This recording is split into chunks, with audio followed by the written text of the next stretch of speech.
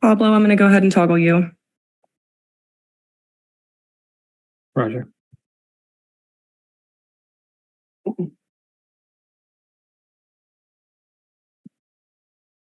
Okay, welcome everybody to the regular meeting for the City of San Rafael. Today is Monday, August 21st, and I'm going to request the city clerk to call the roll. Councilmember Bushy. Present. Councilmember Hill. Present. Councilmember Kurtz. Present. Mayor Pro Tem Llorens Gulati. Present. Mayor Kate is absent.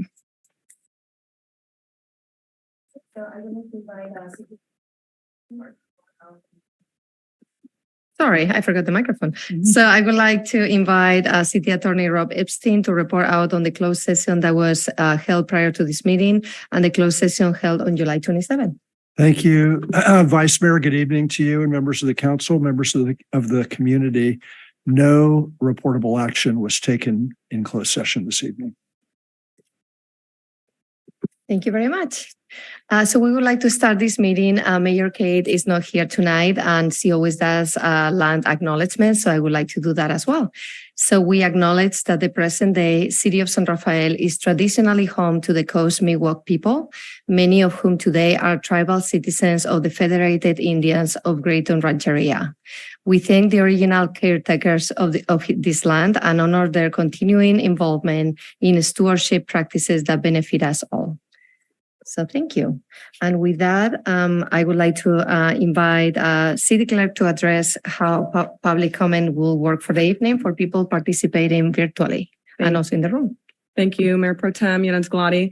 Before we begin, I'd like to announce that tonight's meeting will include Spanish language simultaneous and consecutive interpretation provided by qualified interpreters on the Spanish channel now through the close of agenda item 6B. If watching on Zoom, you can join the Spanish channel by clicking on the interpretation icon in the Zoom toolbar. It looks like a globe. And we have posted a link to the Zoom meeting in the description of the video on YouTube. If you're attending in person and don't have access to the Zoom meeting on your mobile device, you can come see me and I'll get you set up with a device so that you can listen to the meeting in Spanish. As a reminder, we ask that everyone participating tonight, please speak slowly to allow our interpreters to effectively express your comments. And I'll invite Olivia. Antes de comenzar, nos gustaría anunciar que la reunión del Consejo Municipal de esta noche incluirá interpretación simultánea y consecutiva en español, proporcionada por los intérpretes calificados y que van a estar interpretando esta noche, ahora hasta el cierre del punto del 6.b de la agenda. Si mira en Zoom, puede unirse al canal en español haciendo clic en el icono de interpretación en la barra de herramientas de Zoom. Parece un globo terráqueo y hemos publicado un enlace a la reunión de Zoom en la descripción del video en YouTube. Si asiste en persona y no tiene acceso a la reunión de Zoom desde su dispositivo móvil, vaya a ver a Lindsay y ella le va a poder apoyar para que se una a la reunión a través de Zoom. Le ayudará a figurar el dispositivo para que pueda escuchar la reunión en español. Como recordatorio, pedimos que todos los participantes de esta noche hablen lentamente para permitir que nuestro intérprete exprese sus comentarios de manera efectiva. Gracias. Thank you, Olivia. This meeting tonight is being recorded and streamed live to YouTube, and members of the public can provide public comment by phone by calling 669-444-9171, using the meeting ID 860-6190-5675 # and pressing *9 to raise their hand for comment. Or you can comment and watch directly through Zoom using the link on the agenda, and you can use the raise hand feature through Zoom. If you're experiencing any technical difficulties, please email me at city.clerk@cityofsanrafael.org. Displayed on the podium and the projector is a 2-minute timer to help you stay within the 2-minute time frame. You're invited, though not required, to introduce yourself and say what part of San Rafael you live in, or if you're from outside of San Rafael. We are offering closed captioning for this evening's meeting on Zoom. You can select the live transcript button on Zoom to enable this feature. Thank you. Thank you, Madam Clerk. So I have a few notes. So I'm going to be calling on people, and just a reminder that this public comment is not in the agenda, and so we cannot provide any comments. And I will start with Kevin. Thank you.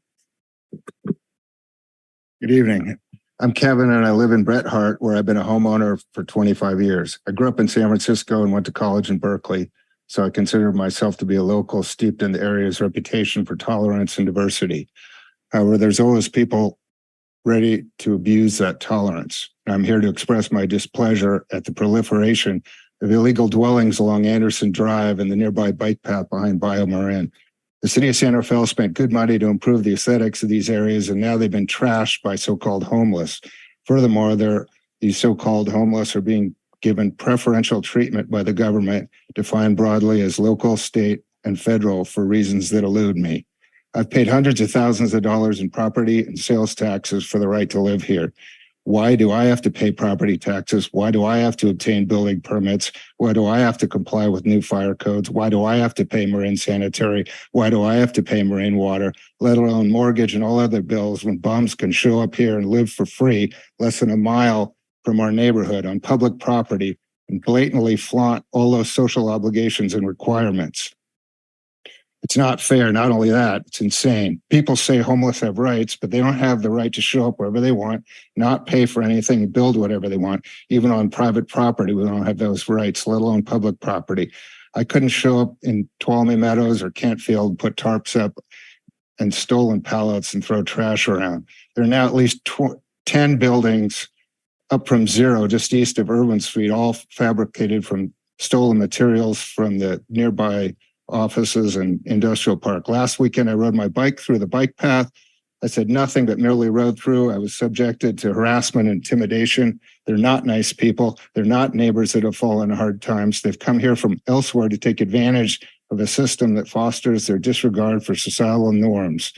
They're coached by enablers into saying the correct lines to get freebies at social services. I see I'm run out of time, but I don't understand why San Rafael is the dumping ground in Marin for these people. And, we've worked hard for what we have in Bret Harte. It's not the most affluent neighborhood in Marin, but it's just not fair to watch this taking place right down below us and in the city of San Rafael. Thank you. Thank you, Kevin. Stephen Gates. Sorry if I mispronounced it.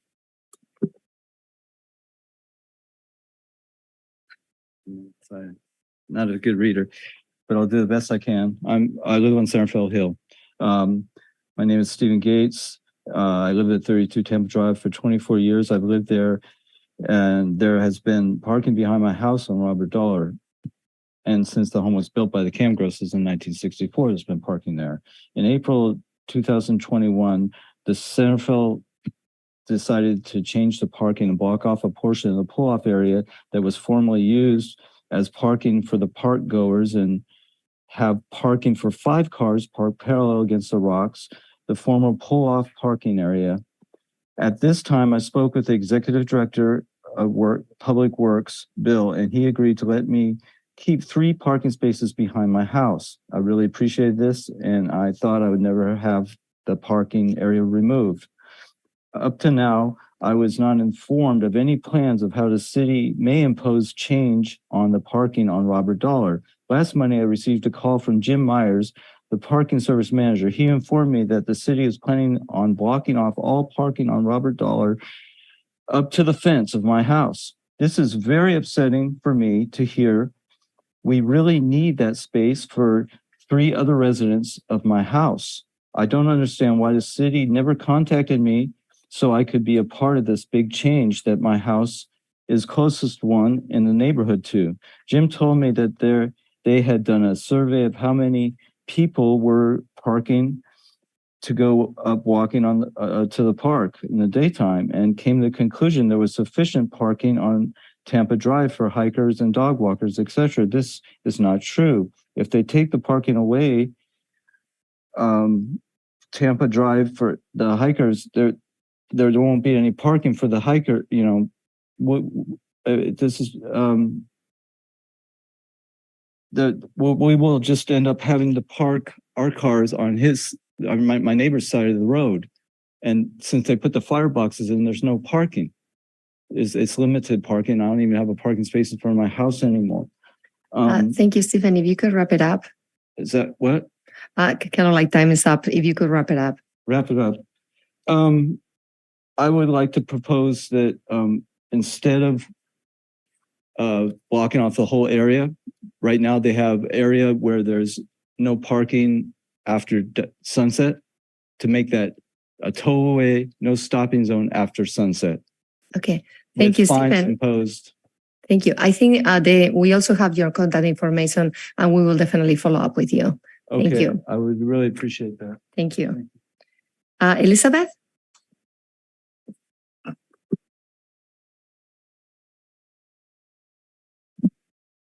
Hi, my name is Elizabeth Bronstein, and I'm an employee of a property owner in Bayview Business Park in San Rafael. And we're located near the Target and Home Depot by the canal. And I'm here tonight because we're experiencing an increase in theft in the parking lots. And we're constantly dealing with threatening inappropriate behaviors of individuals who are hanging in the office park in front of our buildings in the public cul-de-sac area.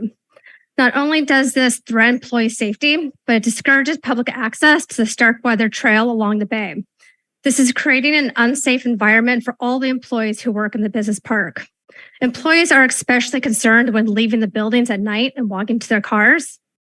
So given the location of the business park, I'm concerned that this area may be overlooked by PD and we're not getting an adequate amount of patrols in the area. And so given all the issues we're experiencing, I think it's important that this gets addressed. So that way we're able to provide a safe and secure environment for all the employees that work in the business park, as well as the pedestrians who are walking through the trail to the Bayview Park or the trail. As a member of the Business Park Association, this is a constant topic of discussion. And the other business owners share the same concerns as I do. And those owners they include San Francisco Marin Food Bank, ESH Housing, and Soyufi Enterprises, who I work with. And so I'm hoping to partner with city staff and PD to find ways or solutions to help fix this problem. And then if possible, I'd like to request a follow-up meeting with city staff and PD to further discuss my concerns. Thank you. Thank you. We also have your contact information, so we'll follow up. Thank you. Thank you. Okay. Chris Brown. Hi, my name is Chris Brown. I'm a San Rafael homeowner of over 12 years. Regarding Ordinance 2030 and the document of camping restrictions, this does nothing to solve the issue of homelessness in our community. It doesn't address root causes, nor does it do anything helpful regarding the personal issues of the homeless people. Despite wording on the city website that plays up dangers to the community, it doesn't actually make the community safer. But it certainly makes things harder for the homeless. We are punching down at the least privileged group within the community, so it's rather shameful. It's below this council and it's below us as a civilized community. Housing prices in Marin are astronomical and wages for jobs have not kept up, as everyone knows. A lot of the ways people with little money used to get by, such as living anchor out or packing residents into living units, have been made illegal or ruled out by landlords. These are the core reasons people continue to become homeless.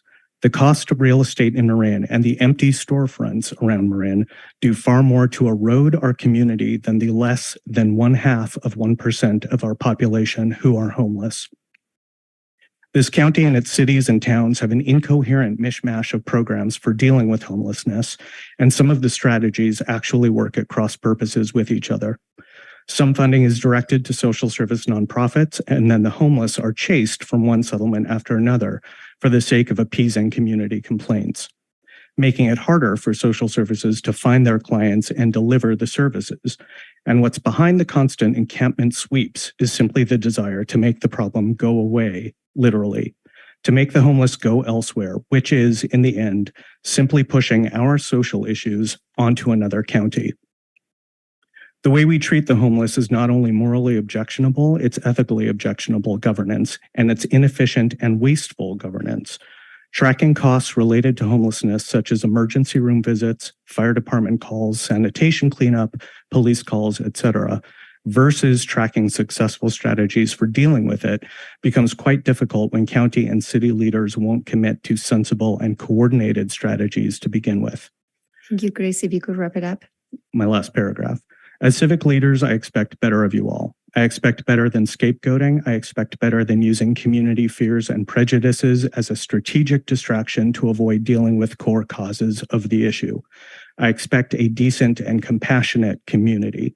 Yes, this is a complex and tough problem, but there are more effective ways of dealing with it than what we're doing and have been doing for years. Okay, And you should do better than Thank this you. ordinance and this piece of nonsense. thank you. Harry, I apologize if I. Good evening. My name is Carrie McCarthy. I live at 10 Santa Margarita Drive in Centerville, and I'm here to readdress a noise violation issue adjacent to my house at 3 different restaurants. And I came here to address the issue in January, and the code enforcement agent had originally sent out a policeman who is not well versed in engineering, acoustical engineering, and did not know how to work the sound equipment and did some faulty readings of the fan noise that comes into my house from 10 a.m. to 11 p.m. all day. I'm a taxpayer, I'm a business owner, and I work from home, and I can hear the sound throughout my house. And so recently I had a acoustical engineer. I hired myself to come out and do readings, and he submitted a full report to Mayor Kate, to Councilmember Eli Hill, who graciously came out to my house also and checked the noise out for himself. But it also was a very trafficy day, and during the day, you can hear the traffic, the fan noise a lot better when it's quieter.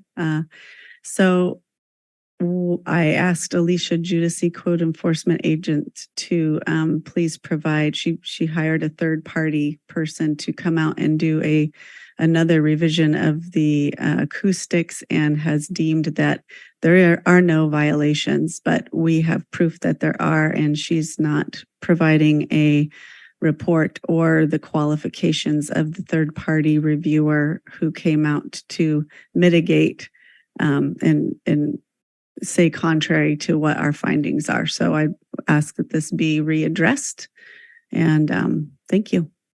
Thank you. We have your number as well, so we'll follow up. Thank you. Okay, are there any other comments from the public in the room? Yeah. Muy buenas noches, concejales. Mi nombre es Marina Palma. Me presento ante ustedes hoy como un constituyente preocupada profundamente por la creciente prevalencia de la prostitución en nuestro querido distrito del Canal. Nuestra comunidad, bien conocida por su resiliencia y contribución a nuestra ciudad, ahora está lidiando con un problema desalentador que afecta a nuestra seguridad y el tejido mismo de nuestro vecindario. Les imploro a ustedes, nuestros funcionarios electos, a abordar este asunto con urgencia y compasión. Necesitamos un plan bien pensado para combatir la prostitución y sus causas subyacentes. Fortalecer los esfuerzos de aplicación de la ley para disuadir las actividades ilegales es esencial, pero es igualmente importante que adoptemos un enfoque holístico. Podemos invertir en programas de alcance y refugio que brinden alternativas para aquellos atrapados en este ciclo. Podemos colaborar con los servicios sociales para abordar las causas fundamentales que llevan a las personas a tales circunstancias. Al ofrecer educación, capacitación laboral y asesoramiento, podemos empoderar a las personas para que escapen de este camino peligroso y recuperen el control sobre sus vidas. Además, creamos un entorno a donde las víctimas de la prostitución puedan buscar ayuda sin temor a ser juzgadas o sufrir represalias. Los centros comunitarios, los grupos de apoyo y las líneas directas dedicadas podrían servir como salvavidas para aquellos que buscan una salida. Como constituyentes, esperamos que ustedes, nuestros representantes electos, nos guíen a través de estos tiempos difíciles. Al elaborar e implementar una estrategia integral, podemos restar de nuestro distrito del Canal. Juntos demostremos que somos una comunidad que se preocupa, que apoya y que no descansará hasta que nuestro vecindario vuelva a brillar como un foro de oportunidad y orgullo. Gracias por su compromiso con nuestra comunidad y esperamos ver un plan de trabajo pronto. Gracias, Marina. And Olivia has the translation. Okay, great. I was going to say. Hi, my name is Marina Palma, Estimated Council. I stand before you today as a concerned constituent, deeply deeply troubled by the growing prevalence of prostitution in our beloved Canal District. Our community, well known for its resiliency and contribution to our city, is now grappling with this heartening issue that affects our safety and the very fabric of our neighborhood. I urge you, our elected officials, to address this matter with urgency and compassion. We need a well-thought-out plan to combat prostitution and its underlying causes. Strengthening law enforcement efforts to deter illegal activities is essential. But it is equally important that we may take a holistic approach. Can we invest in outreach programs and shelters that provide alternatives for those caught in this cycle? Can we collaborate with social services to address the root cause that lead individuals into such circumstances? By offering education, job training, and counseling, we can empower people to escape this dangerous path and regain control over their lives. Furthermore, let's create an environment where victims of prostitution can seek without fear of judgment or retaliation. Community centers, support groups, and dedicated hotlines could serve as lifelines for those seeking a way out. As constituents, we look up to you, our elected representatives, to lead us through these challenging times by crafting and implementing a comprehensive strategy. We can restore the safety and well-being of our Canal District. Together, let's show that we are a community that cares, that supports, and that will not rest until our neighborhood once again shines as a beacon of opportunity and pride. Thank you for your commitment to our community. Marina Palma. Okay, thank you. Any other comments? Aure?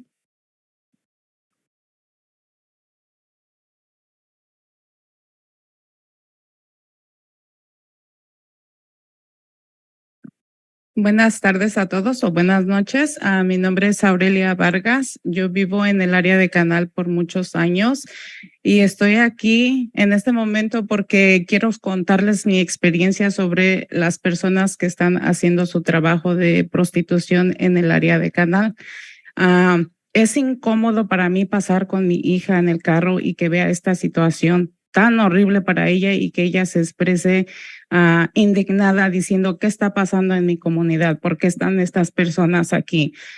Esas personas no respetan a los jóvenes. Si ven a jóvenes caminando, los acosan, van a los supermercados que tenemos ahí cerca, como mi tierra, enfrente del 400, y la verdad es que es muy incómodo para todas las familias. Yo les pido de todo corazón que nos ayuden yo entiendo que su trabajo es legal y lo pueden hacer porque tienen derecho, pero creo que no es el lugar correcto para hacerlo. Entonces les pido de la manera más atenta que nos apoyen en resolver esta situación para la comunidad de Canal. Gracias. Gracias, Aure. We're going to have translation. Yeah, good evening, Council. My name is Aurelia Vargas. I've lived in the Canal for many years. And I'm here to tell you a story. The people that prostitute themselves really appall the community and do not respect. When I drive through the community with my daughter, she feels indignified to the way they act. The prostitutes do not respect youth. They go after them. They go and stand in front of the supermarket, in front of mi tierra. From my heart, I deeply understand that probably the job that they're doing might be legal, but I really, from my heart, ask you that you address this issue. And that's what Aurelia said. Okay, thank you. Any other comments?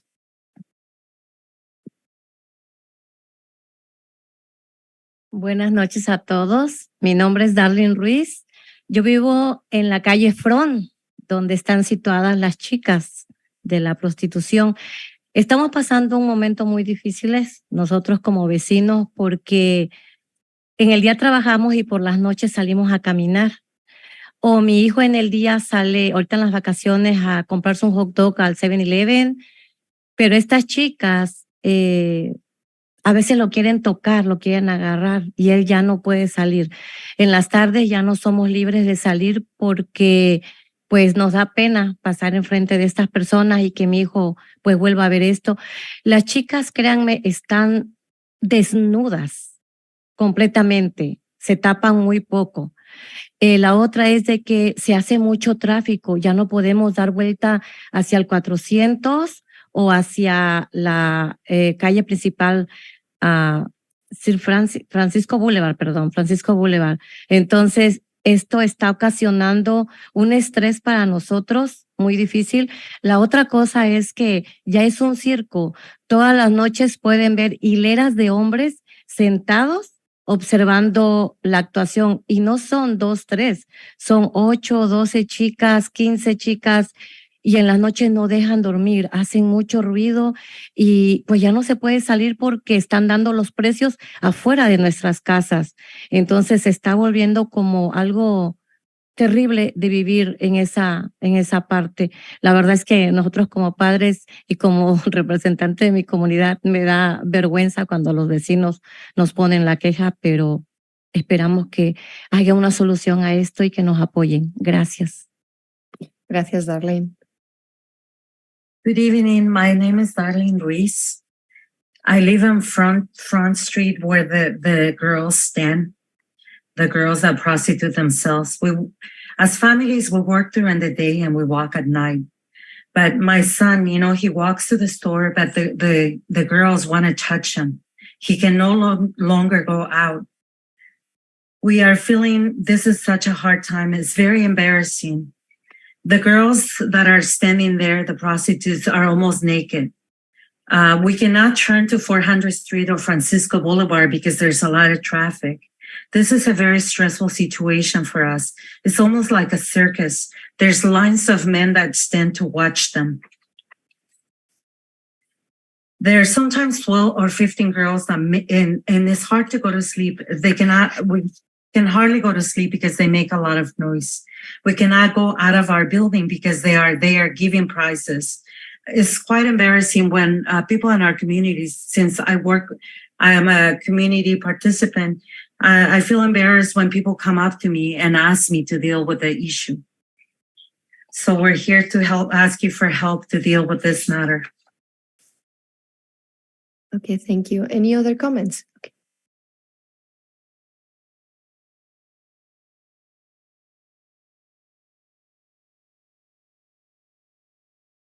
Muy buenas noches, mi nombre es Verónica Duarte.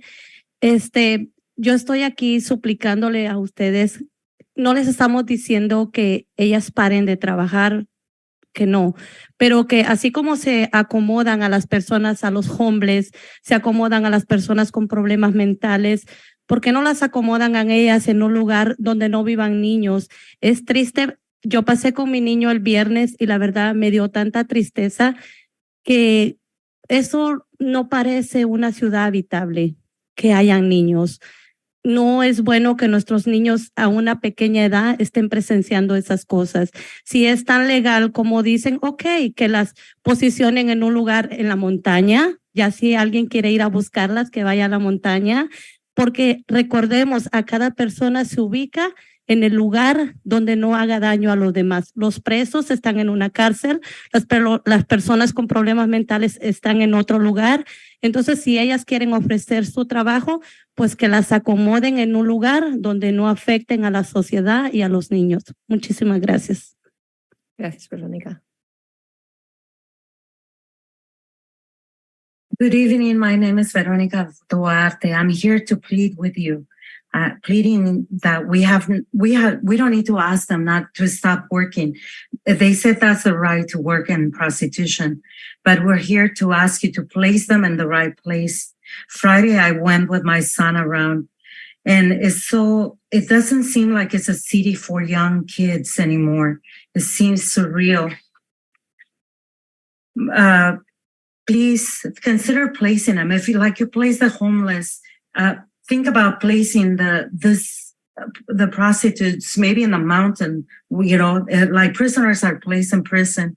I ask you to please place them in a place where they can continue doing their work without affecting the community. Okay, thank you. Any other comments? Okay, any other comments online? Oh, there is one more.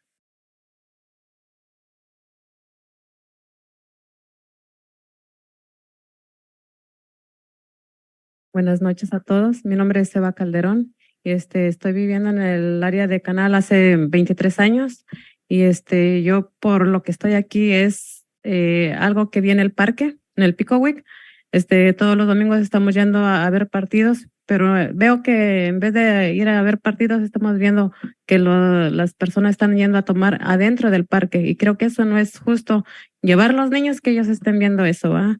Y pues si uno no quiere ver eso, uno no les puede decir nada porque se van en contra de uno.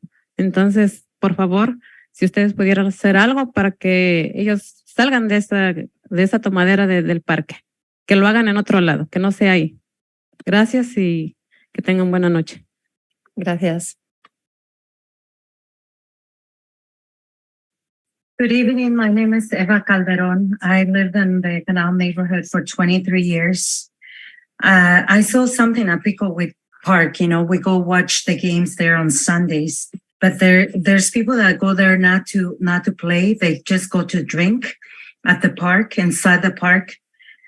We cannot say anything to them because they might take it personal and be aggressive or defensive about it. So we ask you to please help us. We cannot say anything to them. So please help us tell them not to drink there anymore, at least not in the park. That's her comment, Eva's. Okay, thank you. Any other comments in the room? I don't see any. Any comments online? I do see one hand raised. Thank you. I'd like to note that this is the first meeting the City of San Rafael City Council has held since the death of Jimmy Sanders. Mr. Sanders died on July 29th at 3:34 p.m. He had been held in that cruel SSA internment camp run by your police officer, Lynn Murphy. Mr. Sanders, a year ago, had become so sick because of the abject conditions in that camp, as they were described by the New Yorker magazine, that he ended up in the ICU. I received, when I inquired about this from your city attorney, she informed me that they were taking care of him. I was routinely told that this elderly U.S. Marine veteran would be taken care of. I was told that by the county. I was told that by the city repeatedly. They left him out in the storm, and he was subject to horrible conditions. He was a senior. He was medically vulnerable. He was a veteran. He was African American, and you let him die. You housed many healthier, younger, whiter people before, and you never housed him. You left him out in the street. Lynn Murphy was abusive to him on many occasions. And I will point out that, to add insult to injury, 4 days before Jimmy Sanders died, Nikki Silverstein, who appears to be on the payroll of the county and possibly the City of San Rafael payroll, wrote another whitewashed article about the SSA and Lynn Murphy. Totally unacceptable. Totally unacceptable. That money trail will be exposed, and you have a lot to answer for, and Kay Collin in particular, because she was responsible. Okay, any other comments online? I see no, excuse me, I see no other hands raised, but I'll give everyone just a moment. I see no further public comments.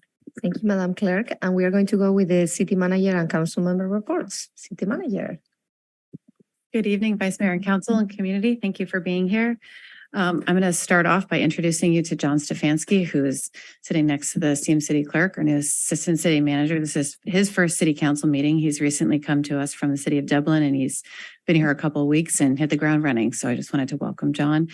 I do have a couple of announcements and events, but I first wanted to defer some of my time to the city attorney to speak a little bit about the temporary restraining order and the legal challenges the city is facing with the proposed camping ordinance, just to keep the council and the community up to date on what's happening, what the limitations are, and what the potential future looks like as it relates to our ability to enforce that ordinance. Rob? I appreciate the opportunity to speak on this matter tonight. We have members of the community who have spoken about the issue.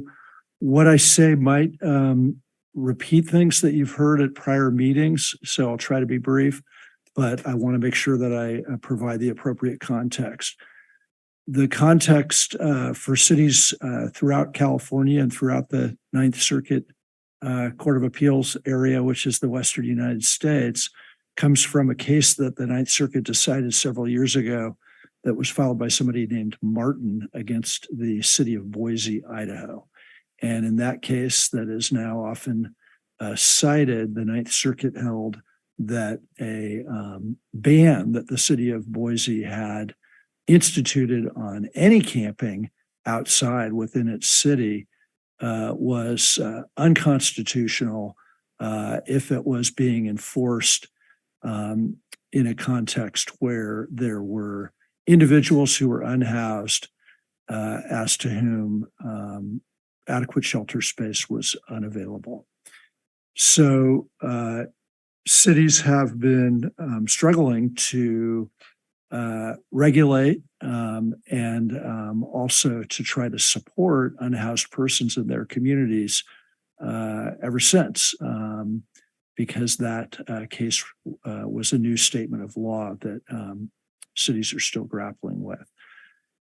San Rafael had an ordinance on the books regarding some restriction on camping for some time. And we have, over the years, and in the past couple of years in particular, had situations where we've had encampments. Some people refer to these as tent cities. This is where a group of people set up tents in proximity to one another and then camp in some specific area of public property. There's currently one in San Rafael on the Mahone Creek Path area, and that also extends to areas on Anderson Drive and Francisco Boulevard. So the city determined that these encampments were creating a health and safety challenge both for the community and for the unhoused persons that were in the encampments. And therefore, the council adopted an ordinance that created new limits on the encampments, and their spacing limits. The limits provide that campers must maintain their belongings within a 10 by 10 foot space, or if there's more than one person in a particular campsite, within a 10 by 20 foot space, and that each of those campsites must be separated from the next campsite by at least 200 feet. And after a lot of work by staff and the city attorney's office and presentation to the city council at 2 public meetings this summer, the council voted to adopt the ordinance and directed that it then be implemented by city staff, in particular the police department. So meanwhile, we had a second action taken by the city manager, an administrative order that was entered in connection with the Menzies parking lot, which is right across the street adjacent to Falkirk. That area was temporarily closed completely to camping as a result of and a response to significant incidents that were occurring there, in particular, a shooting that occurred earlier this summer. The city is now facing lawsuits in connection with both the ordinance that was adopted this summer, the spacing ordinance that I just described, as well as the administrative order that the city manager made at the Menzies lot. As to the latter, the administrative order, there is a federal action pending that an individual filed. Mr. Rivera is his name. And he obtained a temporary restraining order that foreclosed the city from enforcing the administrative order as to him. And that order, it will be further considered by the court tomorrow at a second hearing that will be conducted to determine whether that order should remain in effect or whether it should be withdrawn by the court. As I start talking about temporary restraining orders and injunctions, I should describe what those are for a moment. A temporary restraining order can occur when a plaintiff or a group of plaintiffs comes to court on an expedited basis and requests that the court enter an emergency order in order to prohibit, in this case, a city from carrying out enforcement of an order or ordinance. And temporary restraining orders, just by their term, are temporary and are followed by a subsequent hearing for injunction. And the question presented at a preliminary injunction, if a temporary restraining order has been issued, is whether the injunction should remain in effect until a full trial on the merits of the question can be had by the court. So as I said, with Mr. Rivera's action, there was a TRO entered. There's going to be a further hearing on that tomorrow. But in addition, in connection with the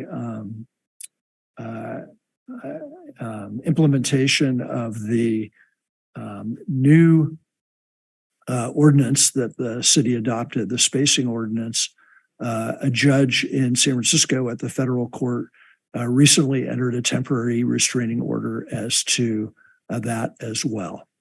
And in that order, the judge not only prohibited the city's implementation of the new spacing ordinance, the judge also prohibited the city's application whatsoever of its existing camping ordinance.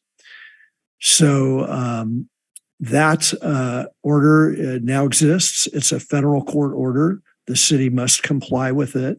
And in light of that, the city has taken no action, in particular at the Mahone Creek path area, in connection with implementing the ordinance. That's why the encampment is still there. Indeed, it's my understanding that it's grown somewhat since the city adopted the ordinance this summer and since the court entered its temporary restraining order. On September 6th, I think I have that date correct, the federal court will be conducting a preliminary injunction hearing, a further hearing on the TRO that it entered, to examine the question whether the order should remain in effect that would prohibit the city from implementing the camping ordinance and the spacing ordinance, or whether that order should be lifted, which would then enable the city to implement the ordinance while the case remains pending. Eventually, should the plaintiffs continue to pursue the case, and it's a number of plaintiffs, residents of the, or people who are currently residing at the Mahone Creek path who initiated the action, if as we expect, they continue to pursue the case, there will eventually be a full hearing or trial on the merits at which the court will be considering the evidence that's presented and then deciding the legality of the ordinance, its constitutionality, which the plaintiffs claim it doesn't have. The plaintiffs claim that the ordinance is void on primarily vagueness ground, and the city disagrees. We worked hard to create a clear ordinance that would be able to be administered in a fair and clear manner, with, again, the effort behind all of this to try to improve the conditions for everyone involved, all members of the community, both housed and unhoused. City manager asked me to provide this report tonight because of the substantial public interest in the issue and the significance of it. However, because it's not an agendized item, whether the community asks questions or whether you council members do, tonight's not the night that I'll be able to answer them. This is just a report that's kind of a tag along to the city manager's report. I expect that the status and the further action of the city in connection with the encampments, with the ordinances, and of course with the issues affecting the homeless community and the housed community overall will be the subject of future meetings at which the items will be agendized. Thank you for this opportunity to report on these pending matters. Thank you, Rob. So I just have a few announcements. Today is National Fentanyl Prevention and Awareness Day, and there's a real crisis in our community and in the nation around fentanyl. So I just wanted to mention that and call your attention to, there is a website called facingfentanylnow.org where you can get more information about how we're trying to address the significant rise in particular of, tragic overdose and fatalities due to fentanyl. I also wanted to mention that we are still in the process of doing some community outreach around our Police Accountability and Advisory Committee. We're doing a couple of different things this summer. We have a community survey out, which you can find on our website on the Policing in San Rafael webpage, where we're seeking input from the community about what the community thinks that the Police Accountability and Advisory Committee should be working on and focus on and prioritize. There's a lot of topics to cover, so we're seeking input on those priorities. And we're also seeking applicants who might be interested in applying to serve on that committee when it convenes this fall. There will be an interview process. The applications are due on September 22nd, so there's plenty of time still to look at those applications, and it's a very simple, brief application. There are no eligibility requirements other than being a City of San Rafael resident to apply. We also have a couple of open houses where council members will be there along with city staff to answer questions or help folks apply or talk more about this committee. This Friday, the 25th, Councilmember Hill is hosting an open house from 12 to 6. I'm not sure exactly what hours you're going to be able to be there. I'm sure you'll report out on that. Councilmember Hill, that's at B Street Community Center. And then Vice Mayor Llorens Gulati on Wednesday, August the 30th at Alboro Community Center. Those hours are also from 12 to 6. So no appointment needed, just drop by anytime you can for a few minutes if you have some questions or some input to provide. Next, we have Marin Wildfire Prevention Authority has a tour/hike coming up where residents can learn more about the San Rafael San Anselmo Fuel Reduction Zone project. This is going to be on August the 29th from 10 to noon. The meetup spot is Ridgewood Drive, and the group will hike up from there. So that's a great opportunity to learn more about that fire prevention work. And then last but not least, we have Movies in the Park coming up, which is very exciting. The first of the 4 movies in the park will be in Gerstle Park this Friday evening. The event is free. Movies start 15 minutes after sunset. We're also inviting community members to come out anytime after 5, and we've got some city staff who are going to be there to connect with our community members.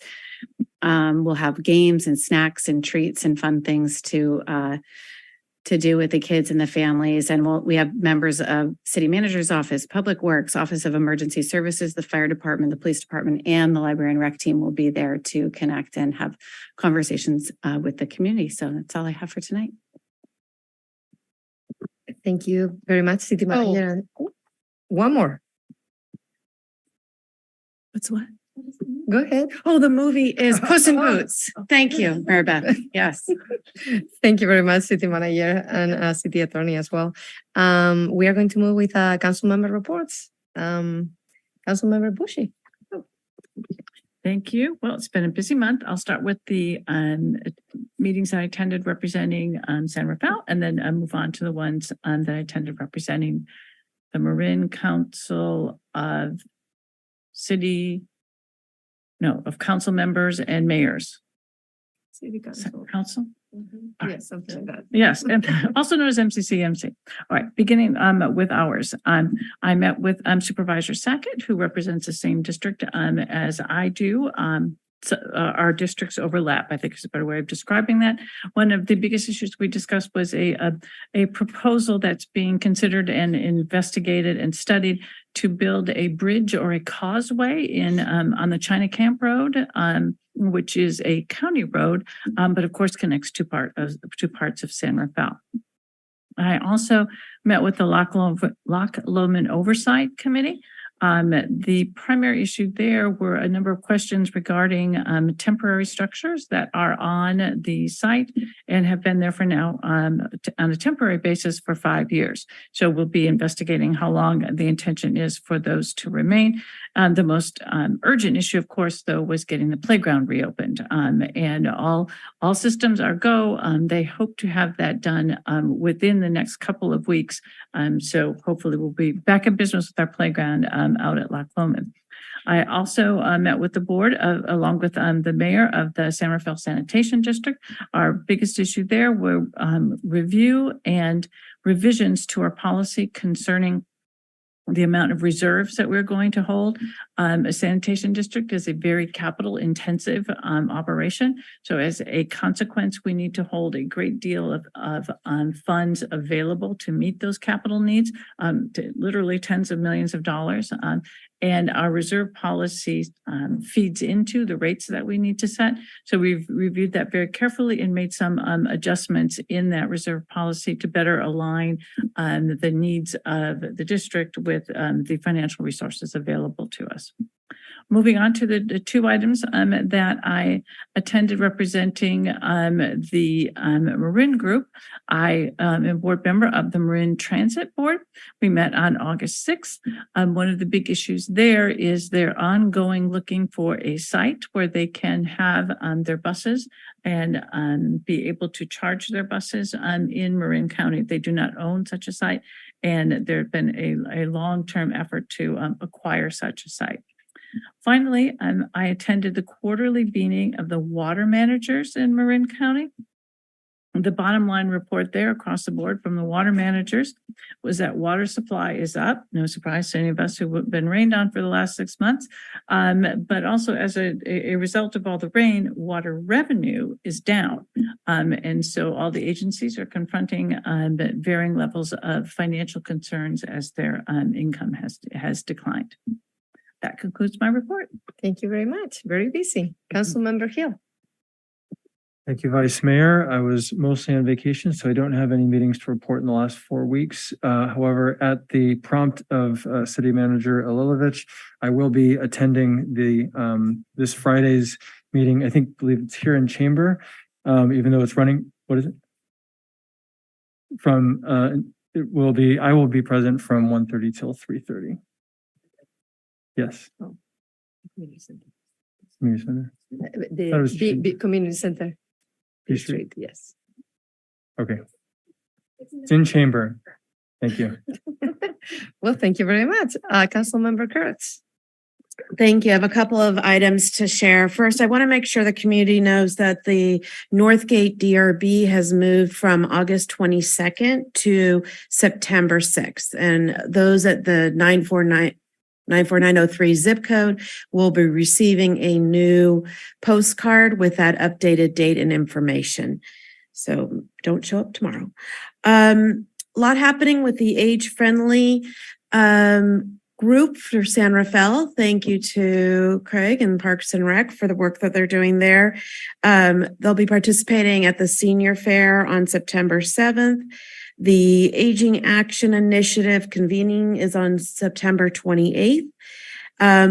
Also, there'll be an ageism training for city staff, and that will be scheduled during the fall.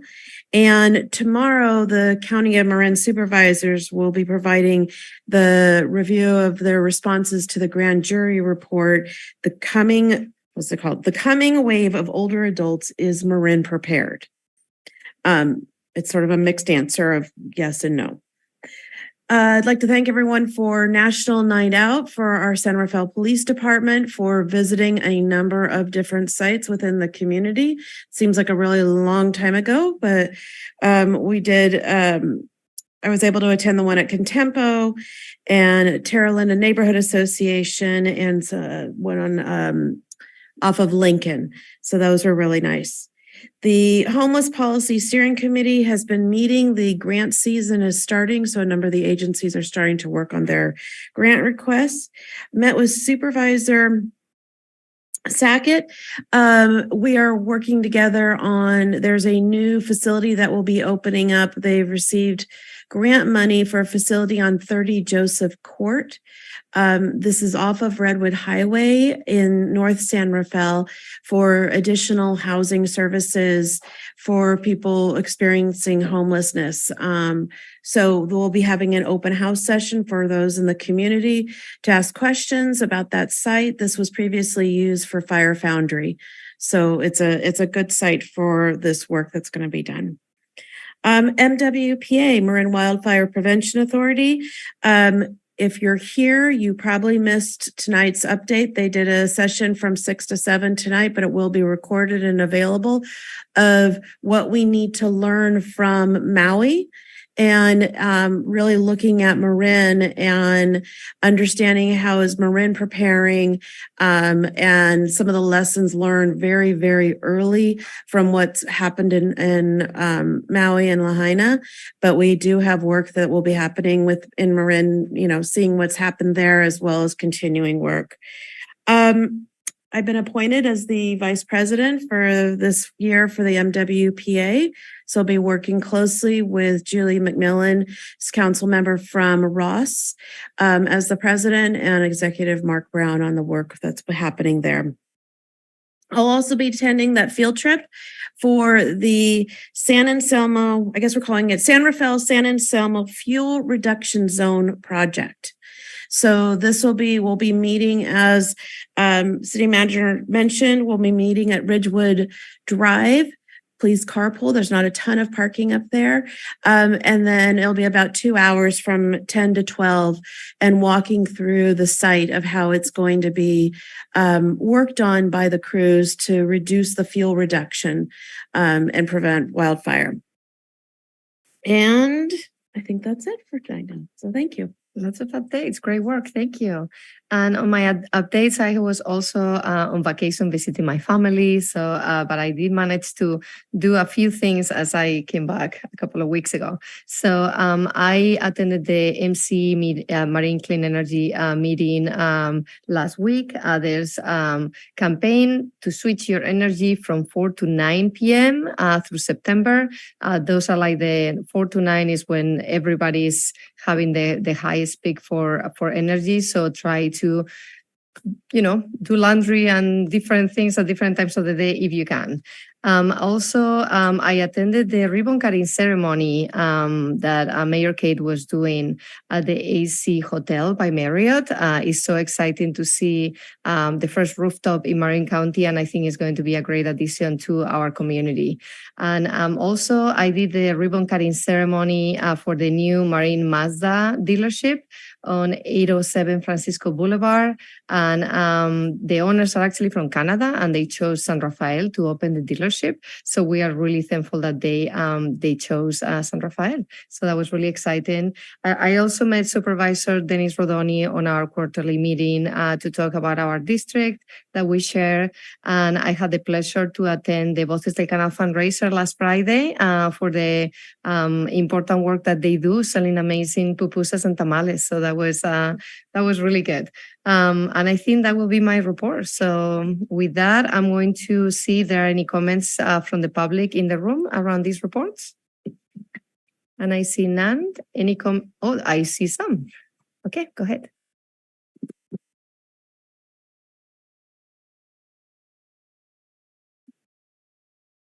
Alvateri Gersel Park. I'm not sure it's a question. It's more of an observation based on some things I've seen in the papers regarding wildfires. And it seems it was a short article, not a lot of detail, but PG&E was concluding that their efforts to control wildfires through the destruction of trees wasn't really producing the results they expected, though this article didn't suggest other ways to do that. And then after that, seeing Maui and the fires there and noticing there were no trees in that particular situation. And I guess I bring this up because San Rafael and other counties have put in a policy to actively and aggressively enforce the removal of trees with the idea that it would protect the cities and citizens' houses. And if that is no longer a valid way to control wildfires, and it's really the wind that's driving the fires, then maybe that policy needs to change. So I just wanted to bring that up in case that's a consideration you haven't already made. Thank you. Thank you very much. Go ahead. I thought I heard one of you mention that it was grant season for homeless charities, I guess. And does that mean that the city of San Rafael gives money to charities that are involved in that? This is kind of like public comment, so we cannot really comment right now, but if you would like to make your statement. I'd just like to say, I hope that if you do that, that you're vetting the organizations that you're giving our money to, so that we're not running a circle here where we're donating money to people that are advocating on the opposite side of what our city attorney was explaining. So we're not just running a circular bill. If that, I'm going to ask the city manager to respond. I should probably clarify my comments a little I'd be bit. happy to follow up with you and respond to your questions if you want to give the city clerk your contact information, Lindsay. Yeah, we're happy to give you a call and fill you in. Thank you. Any other comments in the room? I see none. We're going to go online. I do see one hand raised. Thank you. With regard to the last person who spoke, he had some questions about charities, and I think one of the biggest charities when you were running that internment camp under the freeway was actually Barbier Security. They were gaming the system for about $32,000 a month to provide only one security guard. There were two in the space of 13 months that you were running that camp. There were two security guards that were well liked and very respectful and very good at their jobs. The rest were extremely problematic, and there were people who were attacked who were in that camp, who were supposed to be in that camp, if you want to call it that. I would never say remanding people to such inhumane conditions was ever appropriate, but they were attacked by people from outside the camp. That's how lax the security was. There's enormous grift in many of the nonprofits, and that's a legitimate concern. And there should be more transparency about these groups that are getting so much money and producing so little results. And that should be addressed, but it is probably not going to yield the results that the gentleman who just spoke wants. The reality is that many of the people who are unhoused are, all of them are worthy of rights, and they should be speaking up for their rights. They have just as many rights as that man, and it is sad. It is a sad state of affairs in Marin County that sort of attitude is so nakedly displayed at a city council meeting. Many of these people are from here, and those who are not still deserve housing. Period. End of discussion. I see no other hands raised, but I'll give everyone a moment. I see no further public comment. Thank you. We are going to move into the consent calendar. So Pro Tem, prior to moving forward, may I please toggle the interpreters? Of course. Thank you.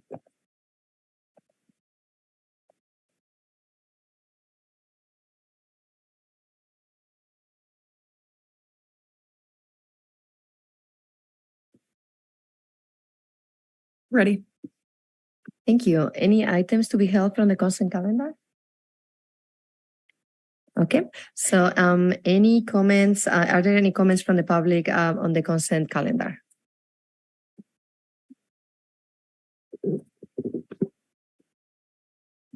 Honorable Mayor and council members, the mayor is not here tonight.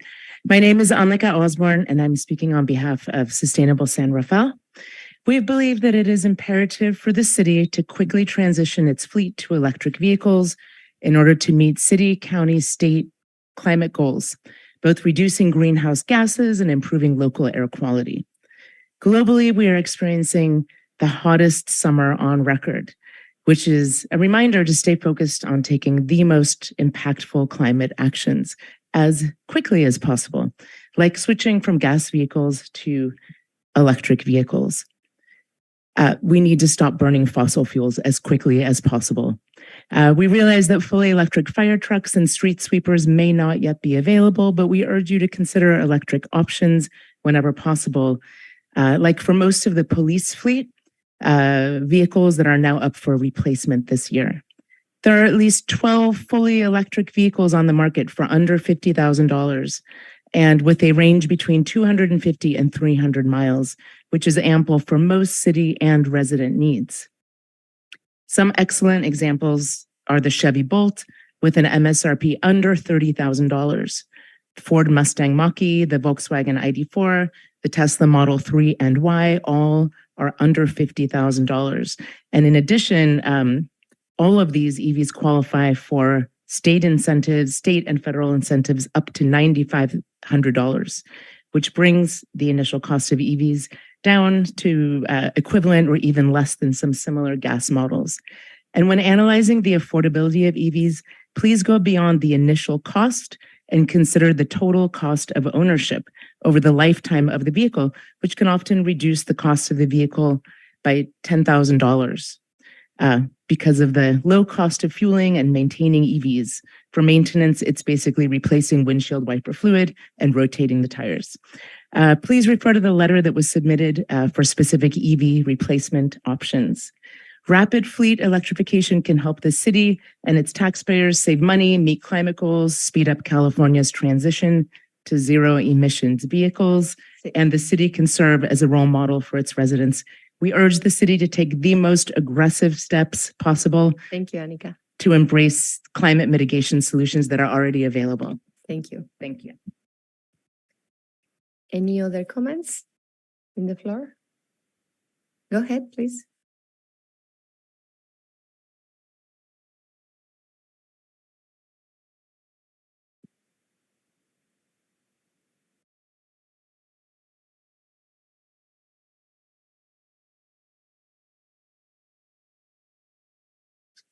My name is Craig Gase. I'm here to speak about the LRP cameras that SRPD wants to put in by Flock Services.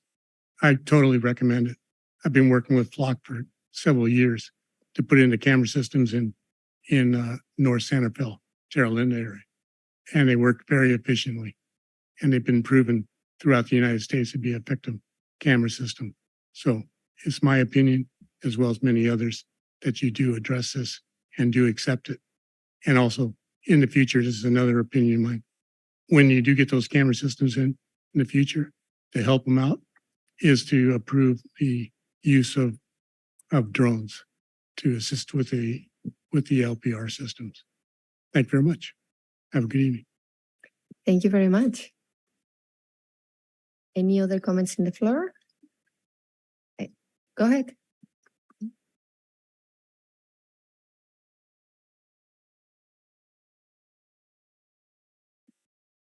Good evening. Good evening. Thank you for your time. Just want to, again, just follow the comments on the LPR cameras. Do support those. They're a great addition to our community. I didn't know if this was the time to do this or not, but I heard it, so I thought maybe it's an agenda item, but I just want to let you know that I do support that. Yes, thank you very much for your time. Thank you. Yes, we do have it in agenda item 6B. So thank you. Any other comments in the floor around the consent calendar? I don't see any. Anyone online? I do see a few hands raised. Good evening. I'm Philip Mooney from Gerstle Park, and I'd like to speak about two of the items on this consent calendar. First up, I'd like to congratulate city staff on developing a great plan for the Grand Avenue cycle track. It's an important link in our bike network to continue trying to connect East San Rafael with downtown, and it should integrate nicely with the beautiful Grand Avenue pedestrian bridge that was installed a few years ago. Staff brought this in front of BPAC twice and did a great job of securing outside funding for the project, so very well done.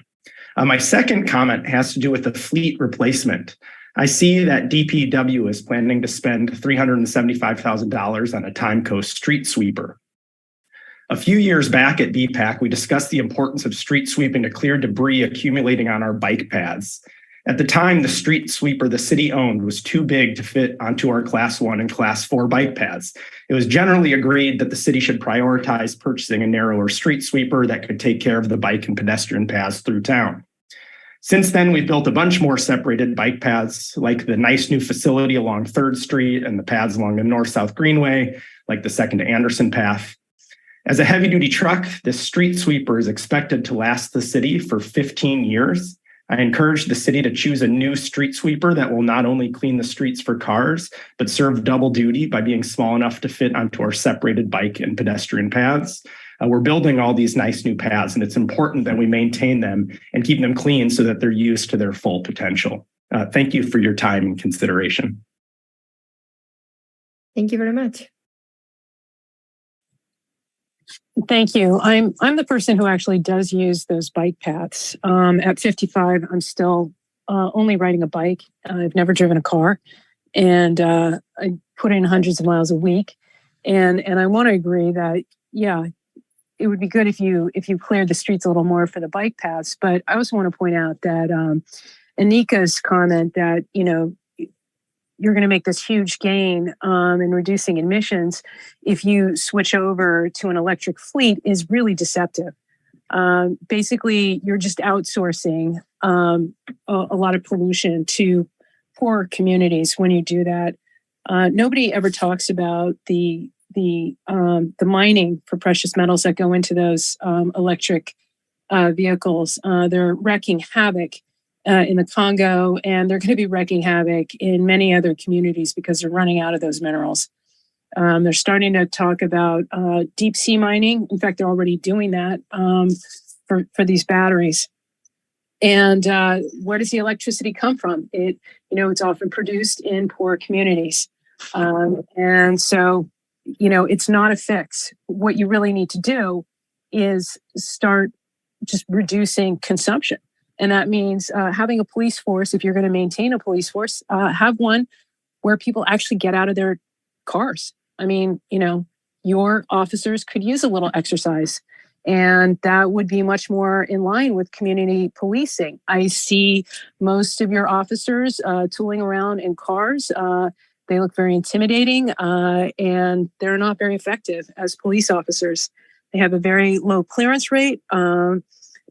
For solving crimes, they're just, they're a huge liability. But if you are going to maintain that, please don't pretend that simply switching to electric vehicles will make a huge difference. Thank you.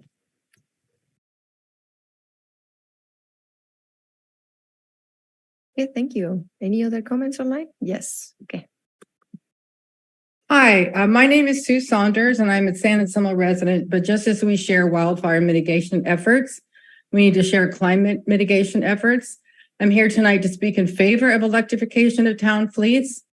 And not only do purchases of gas vehicles add to the emissions driving our extreme weather events, they also increase air pollution that really does affect the poorest communities. It's also a grave threat to public health. They continue a toxic ecosystem because gas cars need gas needs oil, oil means drilling that contaminates land and water, often in the poorest countries. It means refineries and diesel trucks delivering gas to gas stations. And those refineries are also in the poorest communities. It means gas stations with underground wells that poison land and water when they leak. You may think it's just one city buying a few gas trucks, but it's the message that it sends to the industry.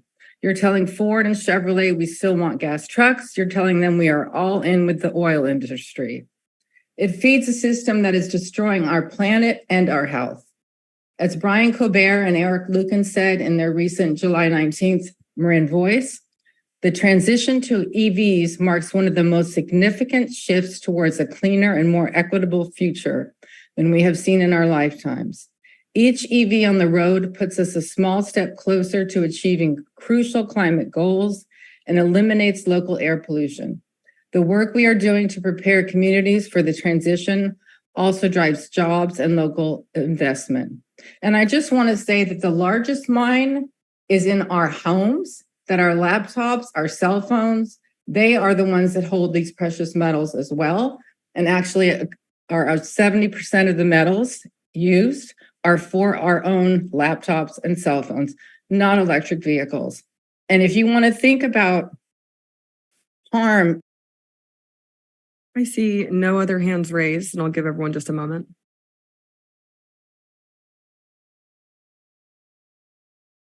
I see no further public comment.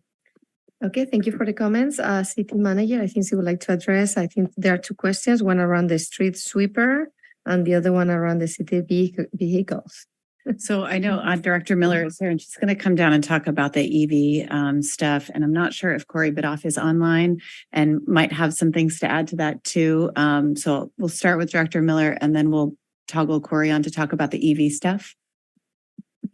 Hi, Director Miller, Public Works. I was going to talk about the EV one, but I guess one of the things to mention the green team, and Corey will probably mention this, is that the green team is working on the infrastructure itself at city facilities. So some of our facilities can't handle more than 1 or 2 EV chargers. So to go full electric, we need to really work on the infrastructure and work with PG&E to upgrade our facilities so that we're able to have multiple EV chargers.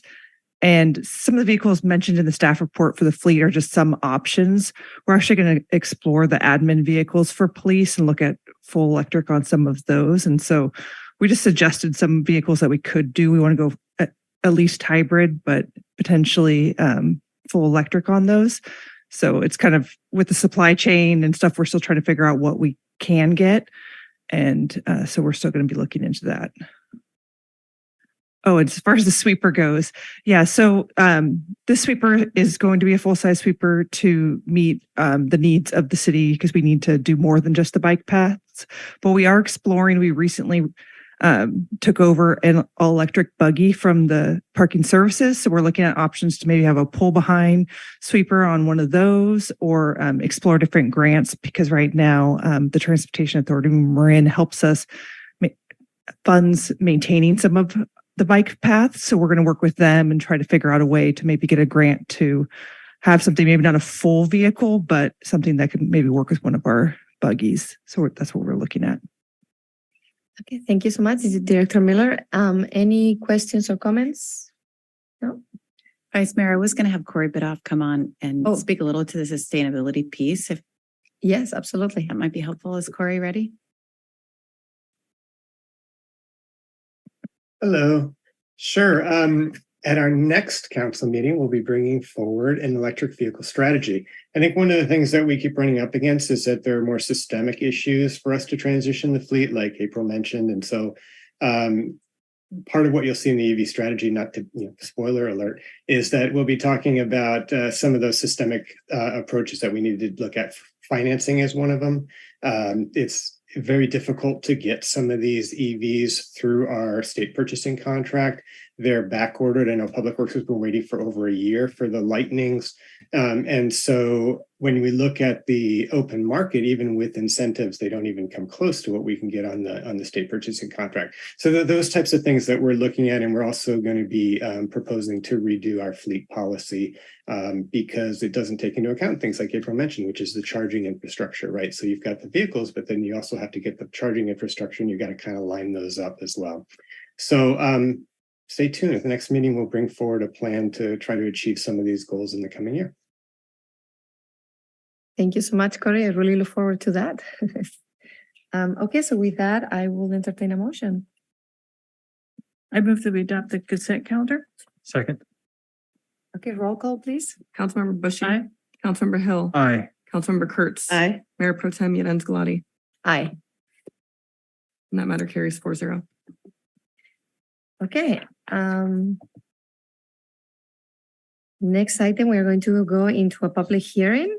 The Tax Equity and Fiscal Responsibility Act of 1982, TEFRA, public hearing for tax-exempt financing, the Shining Star Foundation. And who's going to present this item? Good evening, Vice Mayor Llorens Gulati and council members. Micah Hinkle, Economic Development Director, and I'll be presenting on this item tonight. So this is an item of acronyms, right? So what you have before you is the Tax Equity and Fiscal Responsibility Act, public hearing for tax-exempt financing, known as TEFRA. Now, we've done a couple of these TEFRA hearings for some affordable housing projects in the past, but really what this is, it allows tax-exempt bond financing to be obtained by different borrowers. In this case, a local business, Shining Star Foundation, known as Star Academy, is seeking tax-exempt financing from the California Enterprise Development Authority, known as CEDA. We're actually a member of CEDA, so that's how we got engaged on this. To receive the tax-exempt funds, the Star Academy is required to have a public hearing and receive council approval, allowing CEDA to move forward with financing the borrower. There's no fiscal impact to the city, as obligations are to be issued by CEDA and repaid by the borrower. This is actually kind of a procedural requirement in order to get the tax-exempt allowances. And staff recommends council conduct the hearing and adopt a resolution allowing CEDA to finance the project. A full analysis and background is contained in the council staff report, and that'll conclude staff's presentation. Okay, thank you so much for the presentation, my other Micah. And so are there any questions or any comments for staff from the council? Okay, Councilmember Hill. Thank you, Director Hinkle. When I did just a little bit of research on background on the address, it shows up as Bay Area Community Resources. What's the relationship between BACR and the Star Foundation? In checking with the Shining Star Foundation, they actually own the building, and the other group is actually a tenant of theirs, and they've been there for some time. So it does make sense that there are partnered organizations, particularly for where the Shining Star Foundation focus on in terms of supporting our children. So, thank you. Yeah, and I looked at both of their mission statements. They're very consistent with each other, which is really supporting community members of different means. So anyway, I appreciated that you answering that question. Thank you. Any other questions? No? Okay, we'll open it to the public. Any comments from the room on this item? I see none. Any comments online? I see no hands raised, and I'll give everyone a moment. I see no public comment. Okay, well, if there are no comments or no questions, I will request a motion in a second. Just a brief comment as the very well articulated staff report points out, there's no risk to the city in adopting this. And more importantly, there will be significant benefits to a well-regarded organization in our community. So I am delighted to move that we adopt the resolution. I move that we adopt the resolution approving the issuance of obligations by CEDA to finance, refinance, and or reimburse the cost of the project for the benefit of the borrower. Did I read the right one, Lindsay? Mm-hmm. Okay. Second. Okay, thank you. A roll call, please. Give me one moment. I want to make sure that's correct.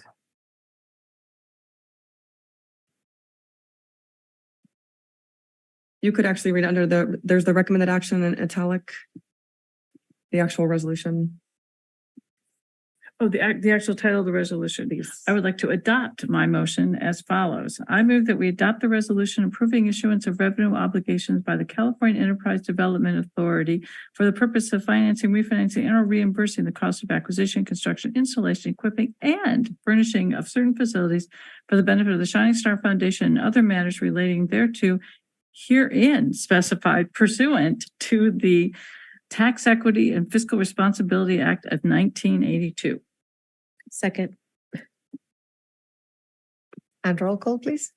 Councilmember Bushy. Aye. Councilmember Hill. Aye. Councilmember Kurtz. Aye. Mayor Pro Tem Llorens Gulati. Aye. That matter carries 4-0. Thank you very much.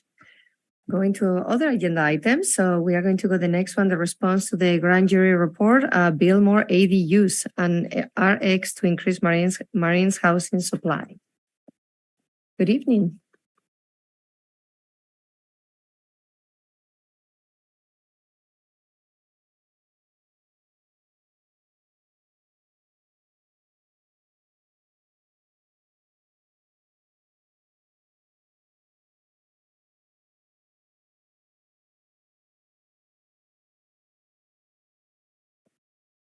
Okay, good evening, Vice Mayor, City Council. I'm Alexis Kaptanian, Housing Analyst in the Community Development Department. And tonight I'm presenting the city's proposed response to the Marin County Civil Grand Jury's recent report on accessory dwelling units, or ADUs. Made up of Marin County citizens, the Civil Grand Jury is an independent investigative body that monitors the performance of local government and makes recommendations to save taxpayers' dollars and improve services. On June 15th, the grand jury released a report entitled Build More ADUs, a prescription to increase Marin's housing supply. The report focuses on facilitating the development of accessory dwelling units as a cost-effective way to increase the supply of housing in Marin, including the supply of affordable housing and housing for a growing population of older adults. The grand jury has requested that the city of San Rafael respond to the 10 findings and the 6 recommendations in the report, and the city is required to respond by September 13th.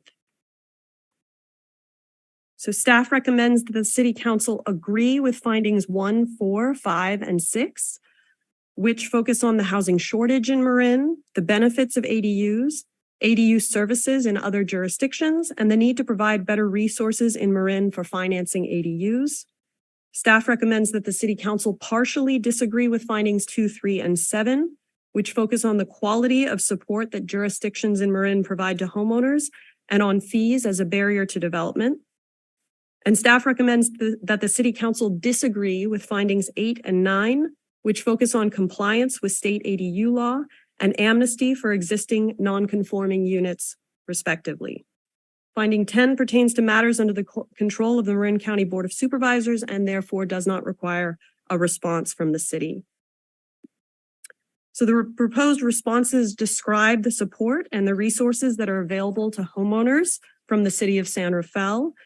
It provides the fee load for a few sample ADU projects and explains how these fees are set at levels that at most defray the cost of administering the program. It references the city's commitment to expand resources, reduce barriers, and incentivize ADU development as stated in our housing element. And the responses affirm the city's compliance with state law, including impact fee exemptions. With regards to the recommendations, staff's assessment is that recommendation 1, which is related to the county-wide priority setting committee, pertains to matters under the control of the Board of Supervisors and therefore does not require a response. Recommendations 2, 4, and 5, which recommend an amnesty program, a feasibility assessment for impact fees, and a 30-day permit approval process, will not be implemented because they are not necessary or are not feasible. Recommendation 3, which is to initiate collaboration with Napa Sonoma ADU, has been implemented. And recommendation 6, to assess the feasibility of incentives for ADU development, will be implemented in the future. The proposed responses explain how state ADU law diminishes the need for an amnesty program and exempts certain ADUs from impact and connection fees. The responses describe the timeline and the process for multi-agency permit review and approval. They highlight current interjurisdictional efforts on a proposal to bring Napa Sonoma ADU services to Marin, and they reference plans to develop ADU incentives in the future as stated in the housing element. So staff is recommending that the council adopt the resolution approving and authorizing the mayor to execute the proposed response to the Marin County Civil Grand Jury report. I am joined by Community Development Director Ali Judici, and we're happy to take your questions. Thank you very much. Any questions from the council? No, I see none. So we are going to go to the floor. Any questions from the room about this item?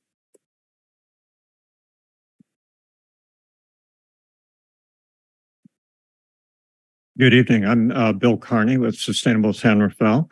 we support the resolution, but we did want to take the opportunity to just underline the importance of this form of housing. It is probably, responsible for much of the housing that's been built in the last few years in San Rafael, and it continues to move forward. It also is a truly grassroots housing solution with multiple co-benefits for owners. Among these are that second units are often affordable by design or by the size of the unit. They often can be built within the footprint and envelope of an existing structure, which saves cost and reduces environmental impacts. The additional rent that ADUs provide owners often enables existing residents to remain in their homes and new families to afford to buy in San Rafael. ADUs may also provide housing for children who grew up in our community but can not afford housing here in other forms. As owners age, the occupants of a second unit may help monitor the health and well-being of those owners, allowing them to remain longer in their homes. So for all these reasons, we urge that the council and staff take to heart the spirit of the grand jury's recommendations, and indeed several of the particular recommendations that they made related to assisting homeowners who wish to construct ADUs with information by continuing to work with the county, simplifying and streamlining approvals, and creating additional incentives for ADUs as the city is embarking on as quickly as possible.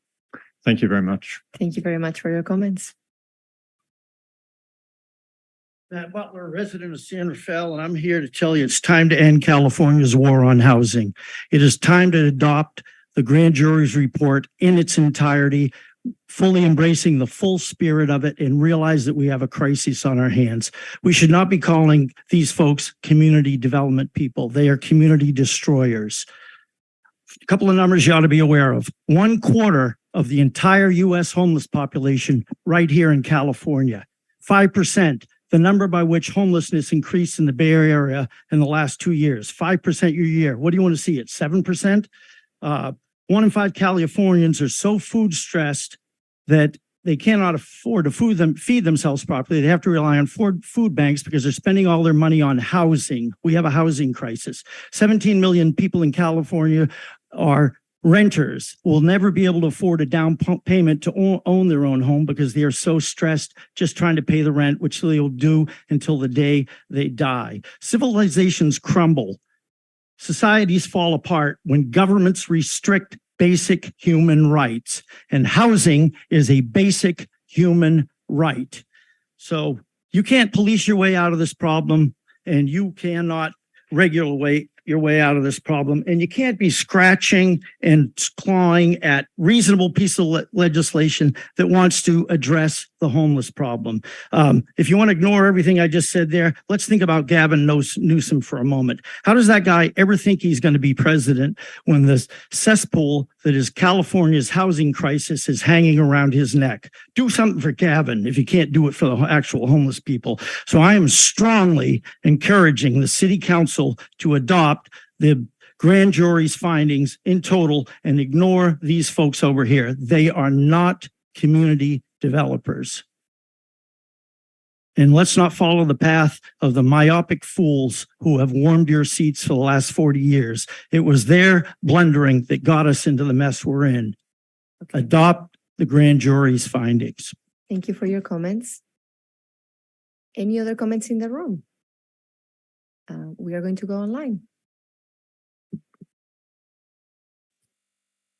I wanted to acknowledge the comments of the last speaker. I'd also like to point out that there's an enormous number of vacant office buildings right now that could be immediately repurposed.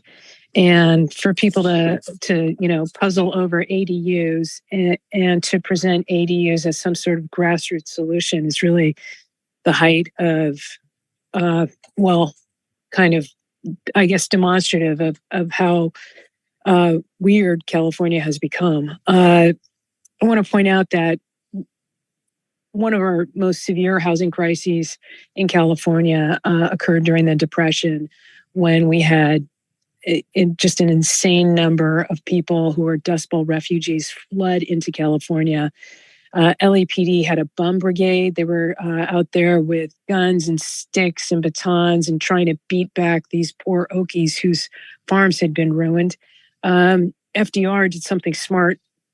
He created a system he went right where the homeless people were, the Okies, and he built, you would never call this a camp now. It would be something, you'd have a better word for it now. But he made the weed patch camp and all sorts of facilities that provided housing. They provided washrooms. This was the first time a lot of Okies had seen flush toilets. And all that got done because it was the federal government stepping in and saying, enough. You cannot have this situation. It's untenable. And some of the structures, like a lot of the structures that were built by the WPA are still in operation and still being used today. So you want to work with developers, this and that, at this piecemeal thing. You really need the full force of the federal government. You need to be going to the government and making demands. We all pay taxes to them. We need it fixed.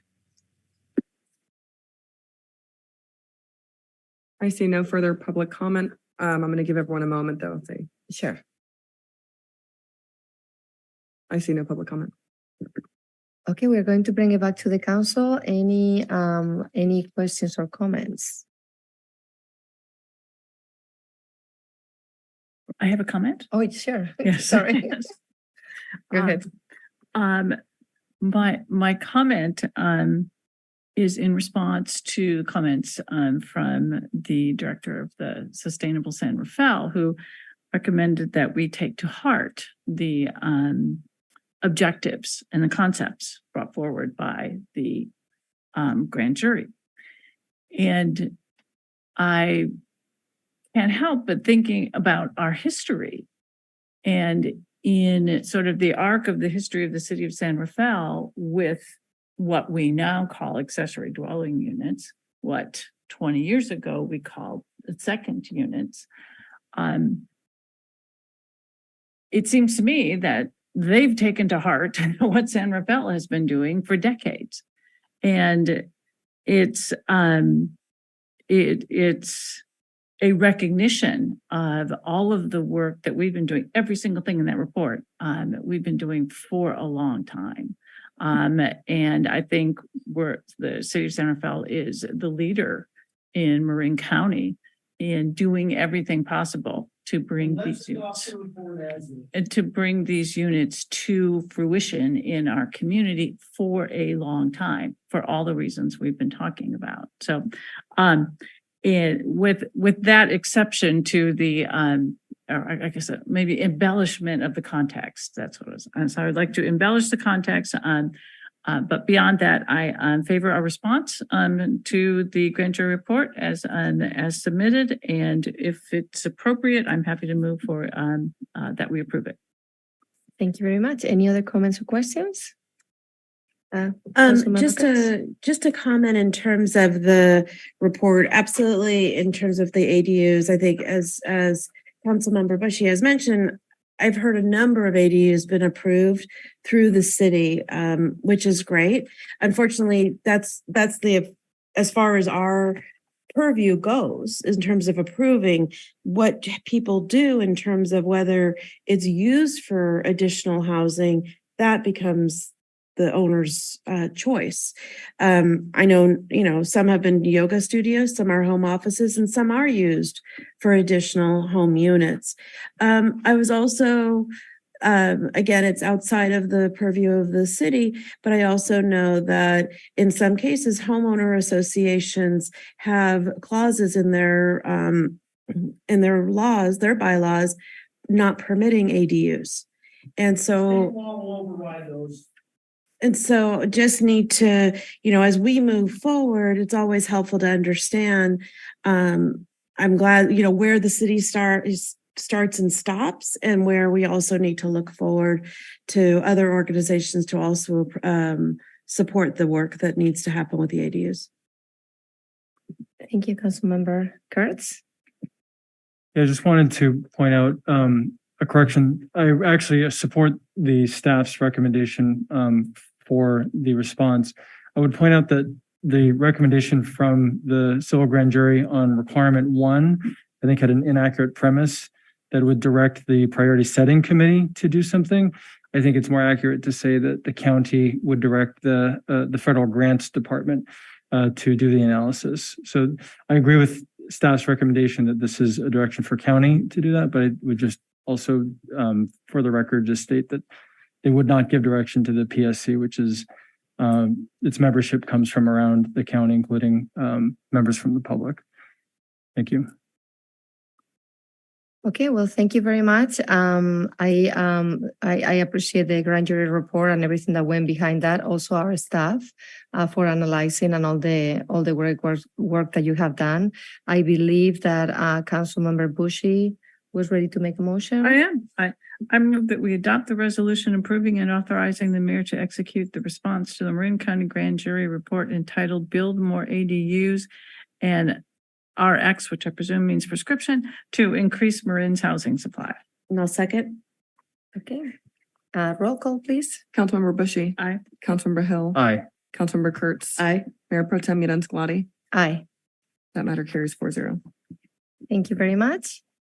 And we are going to move to the last item in the agenda, which is the automated license plate readers. Mayor Pro Tem, while we wait for our next presenters, I'm going to go ahead and toggle. Thank you.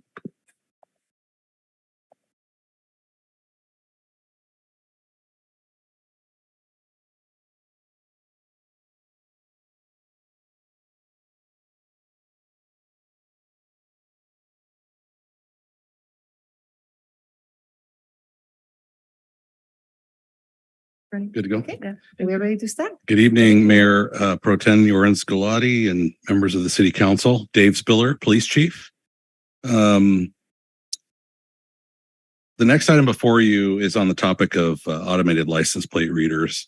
Staff is incredibly excited to bring this item to you tonight. We've been working on the research for this over the past year, including technology research, community input, crime analysis, as well as other items. We're equally as excited at the potential crime reduction that we may be able to leverage with this technology. I'm going to introduce our project manager for the license plate reader program, and that's Lieutenant Scott Eberly, who's going to present the item to you tonight. Good evening, council members. My name is Scott Eberly. I'm a lieutenant with the San Rafael Police Department, and I come before you tonight seeking approval to enter in a 24-month agreement with Flock Safety to install 18 fixed and 1 non-fixed Flock automated license plate reader cameras within our city. This would go to enhance our already existing ALPR system, and we believe with this technology, it'll greatly enhance our ability to not only solve crime, but also to reduce crime and to deter crime. I bring up the next slide on the subject of crime in regards to motor vehicle thefts. The San Rafael Police Department took 238 motor vehicle thefts in the first 6 months alone. That's 70% of the entire stolen vehicles in all of Marin County. Also, what's an alarming statistic is that we recovered here in San Rafael 45% of all the recovered stolen vehicles. So what that tells us is that suspects are entering our city with stolen vehicles. And what we know is that suspects will oftentimes use these stolen vehicles to commit other crimes. My last stat on here is over a 5-year period that shows that motor vehicle theft in San Rafael alone is up 50.5%. Next, I want to talk about Flock Safety and how the technology works. So first, in the upper right-hand corner of my presentation is a picture of the camera. That's what the actual camera will look like. There'll be a solar panel above it affixed to a pole in 18 locations. The picture to the left of the camera is what is captured by the ALPR system. If you notice, it is just the rear of the vehicle. When a vehicle passes through the field of vision of the camera, it will automatically query the stolen vehicle system and the Amber Alert system. So that means that if the vehicle is wanted for a particular crime, or it is stolen, or is it attached to a missing person or an Amber Alert, it'll automatically alert the dispatchers and the officers in the field through their mobile dispatch terminals or their computers in their cars. What happens next is the dispatchers will then call the initiating agency, the issuing agency, and confirm that there is still a want on that vehicle. When that is confirmed, then the dispatchers will then relay the extra information that is provided by that issuing agency and dispatch officers to the area and hopefully locate that wanted vehicle. As I said before, it only detects the rear of the vehicle. It doesn't detect the front of the vehicle. There's the license plate, the color, and the make. What Flock also detects is unique objects on the rear of the vehicle. And this is one of the reasons why we went with the Flock system, is that if there's a bumper sticker or a bike rack, the Flock system can detect that and alert it. This circumventing a lot of the suspect's actions, because we know that a lot of times suspects will cover their plates or they'll use fake plates. It is solar powered. That goes with the city's green initiatives. And I just want to reiterate that is indiscriminate evidence that these cameras pick up. There's not people, there's no facial recognition, there's no traffic enforcement, such as the red light cameras. It doesn't do that. These locations were chosen based on traffic volume and crime statistics. I work with the Department of Public Works to find the most heavily trafficked entrances into the city, as well as our crime analyst that went over where crime is occurring. We took those facts and those facts alone, and we determined 18 locations which we thought would be best suited for the city of San Rafael. Next, I want to talk about the opportunity that we have here tonight. This is an opportunity that we can multiply our police force with these 18 fixed cameras. Imagine these cameras constantly detecting and alerting officers of criminals entering our system. For an example, refer you back to one of my previous slides that talked about the 238 stolen vehicles in the first 6 months. We're on track to almost hit 500 stolen vehicles this year alone. It takes on average a police officer anywhere from 30 to 45 minutes to take that police report. We also know that of those 238 stolen vehicle reports, there was not 238 suspects. We know that there's a small percentage of repeat offenders that are committing these crimes.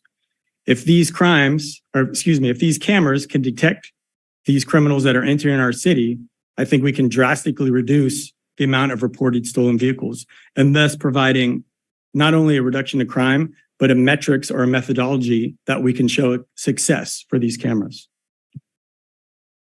Next, I want to talk about protecting privacy. All the footage is owned by San Rafael and will never be sold or shared by Flock. There's a 30-day data retention and is deleted. There's a short data retention because this will ensure that all data that is not associated with crime is automatically deleted and unrecoverable. I want to go into just for a moment why it's 30 days and not 1 day or 2 days. And I'll give you a brief example. If oftentimes San Rafael is plagued with a rash of certain crimes, and we'll take burglaries, for example, or home invasions. For example, if there is a burglary on a Monday night where a rear window is smashed into a residence, a pillowcase is used, it's filled with jewelry, and that's all we have. A resident comes home, they see that, there's really no evidence, there's nothing. The same thing happens on Wednesday. The same thing happens the following week, the same MO, and maybe a week later. But that time, a resident sees a white Toyota with a bumper sticker on the back leaving that victim's driveway. Now, because it's 3 weeks later, we can go in to the Flock database and look at all the white Toyotas with a identifiable bumper sticker, and we can see if there's a pattern going back to that same neighborhood. That will provide a lead to our police officers, which will then we could do research on the registered owner to see if that person lives there or not.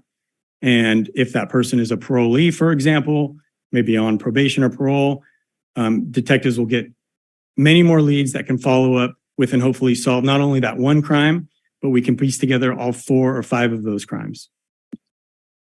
These cameras take the human bias out of crime solving by just detecting objective data and detecting events that are objectively illegal, such as stolen vehicles. All data that is collected by Flock is stored in a cloud-based encrypted server. And every time an officer queries the Flock database, it records their name, their badge number, the date, the time, and the reason.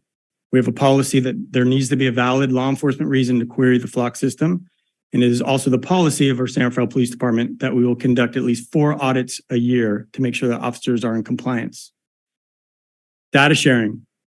The police department is in line with SB 54, the California Values Act, that we will not share any ALPR data that we have with any law enforcement agency that has anything to do with immigration. We also do not share any of our ALPR data with any law enforcement agencies outside of the state of California. I'm going to talk really briefly of what this camera system is not. It's not facial recognition software. There's no AI in the Flock database. There's no personal identifying information contained in Flock. There's no names, race, genders, anything like that. It is not used for traffic enforcement, like I said prior, and is not connected to registration data or third-party databases such as Carfax or DMV. Next, I'd like to talk about the transparency portal that we do plan on implementing. On the right side of your screen, you'll see an example of what Vallejo Police Department has for their Flock transparency portal. It will show what's detected, which I've talked about, license plates and vehicles, and what's not detected, facial recognition, people, gender, race. I do want to say that this transparency will go live when our cameras go live, and we will make sure that the public is aware of that by a social media release or a press release. Also in the transparency portal, it'll have prohibited users, our access policy, our retention. Everything that I just talked about today basically is going to be up there, and specifically who we share with. So anybody at any time can go on there and see who we are sharing our data with. It'll also have a metric that will basically kind of show a return on investment. It will show how many vehicles pass by our cameras, and it will show how many vehicles are actually hit that are wanted. Next, I want to briefly talk about some case studies. The first case study is out of Vacaville Police Department. In the first year, Vacaville Police Department saw a 33% decrease in reported vehicle thefts. You can imagine a 33% decrease on the almost 500 motor vehicle thefts that we're on track for this year. That is an immense amount of time that our officers will be freed up to handle priority calls, and just as importantly, decrease response times, increasing community safety. 35% increase in arrests related to vehicle thefts, and twice the Vacaville Police Department went back to City Council asking for more cameras because of the success. There is a quote here that I won't read verbatim from the chief of Vacaville Police Department, but it has to do with deterrence. Basically, what it says is when the word gets out that we have cameras, criminals find other places to go commit their crimes.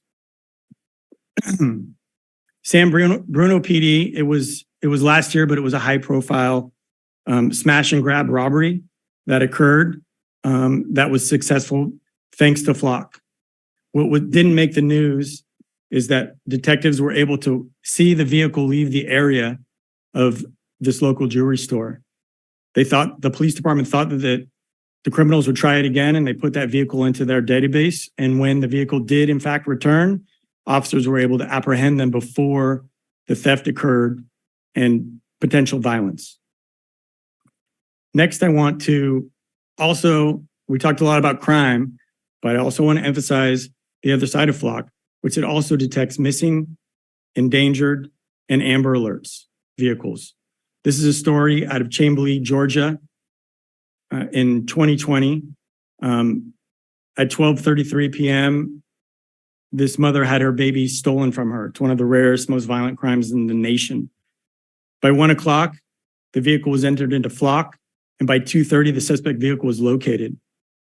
There was a standoff that lasted 2.5 hours, but eventually the suspect was taken into custody and that child was returned to his mother. So not only does it prevent crimes, but it also has the potential of saving lives. With that, I'd like to turn it over to Hector Solomon Valdez, who is with us via Zoom, who is a Senior Community Engagement Manager with Flock. Good evening, Council. Thank you all for having us tonight. Just wanted to give you all a little bit of background in addition to the information that was presented on Flock. I am a Senior Community Engagement Officer, as was just mentioned, and my role is really to help educate both the community about our technology as well as local elected officials. Flock safety has been around since 2017.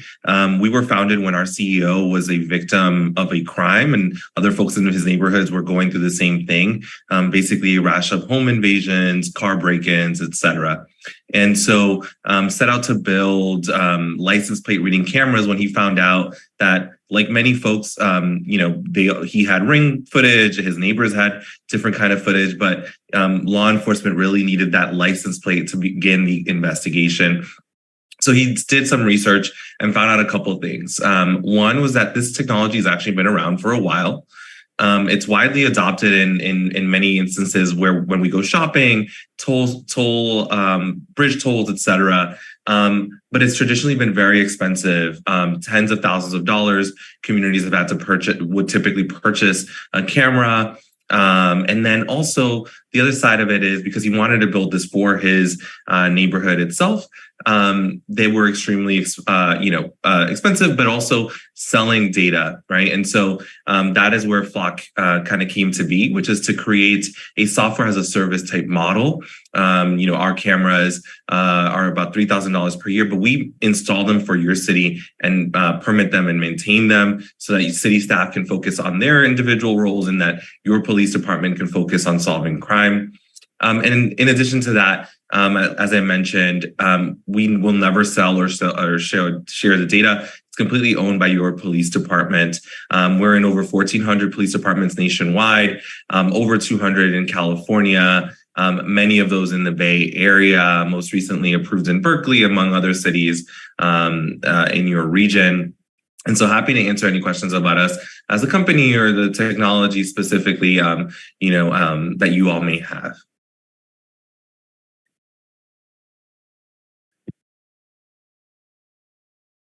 I'm going to just go back and finish up my presentation if you don't mind.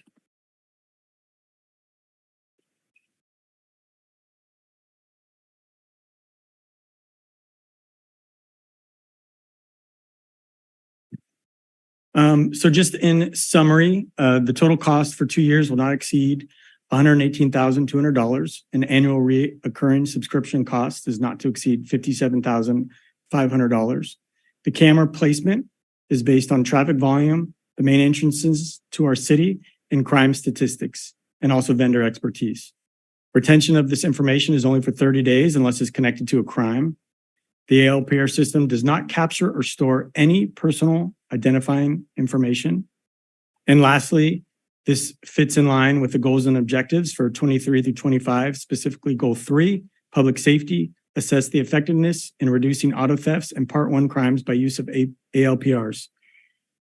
In the staff report, we listed the options that the City Council has before them tonight, and we are recommending that you authorize the city manager to execute an agreement with the Flock Group for the lease and installation of 19 Flock automated license plate reader cameras for a 24-month term in an amount not to exceed $118,200.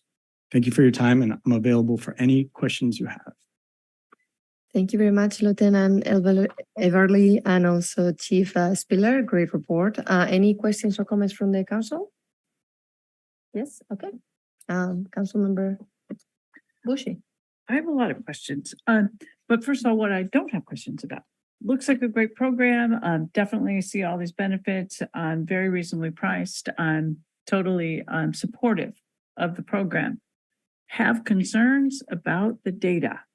where this is going. So I think most of my questions are for Hector, but I will present them. You say you don't sell the data, but what do you do with it? That's a great question.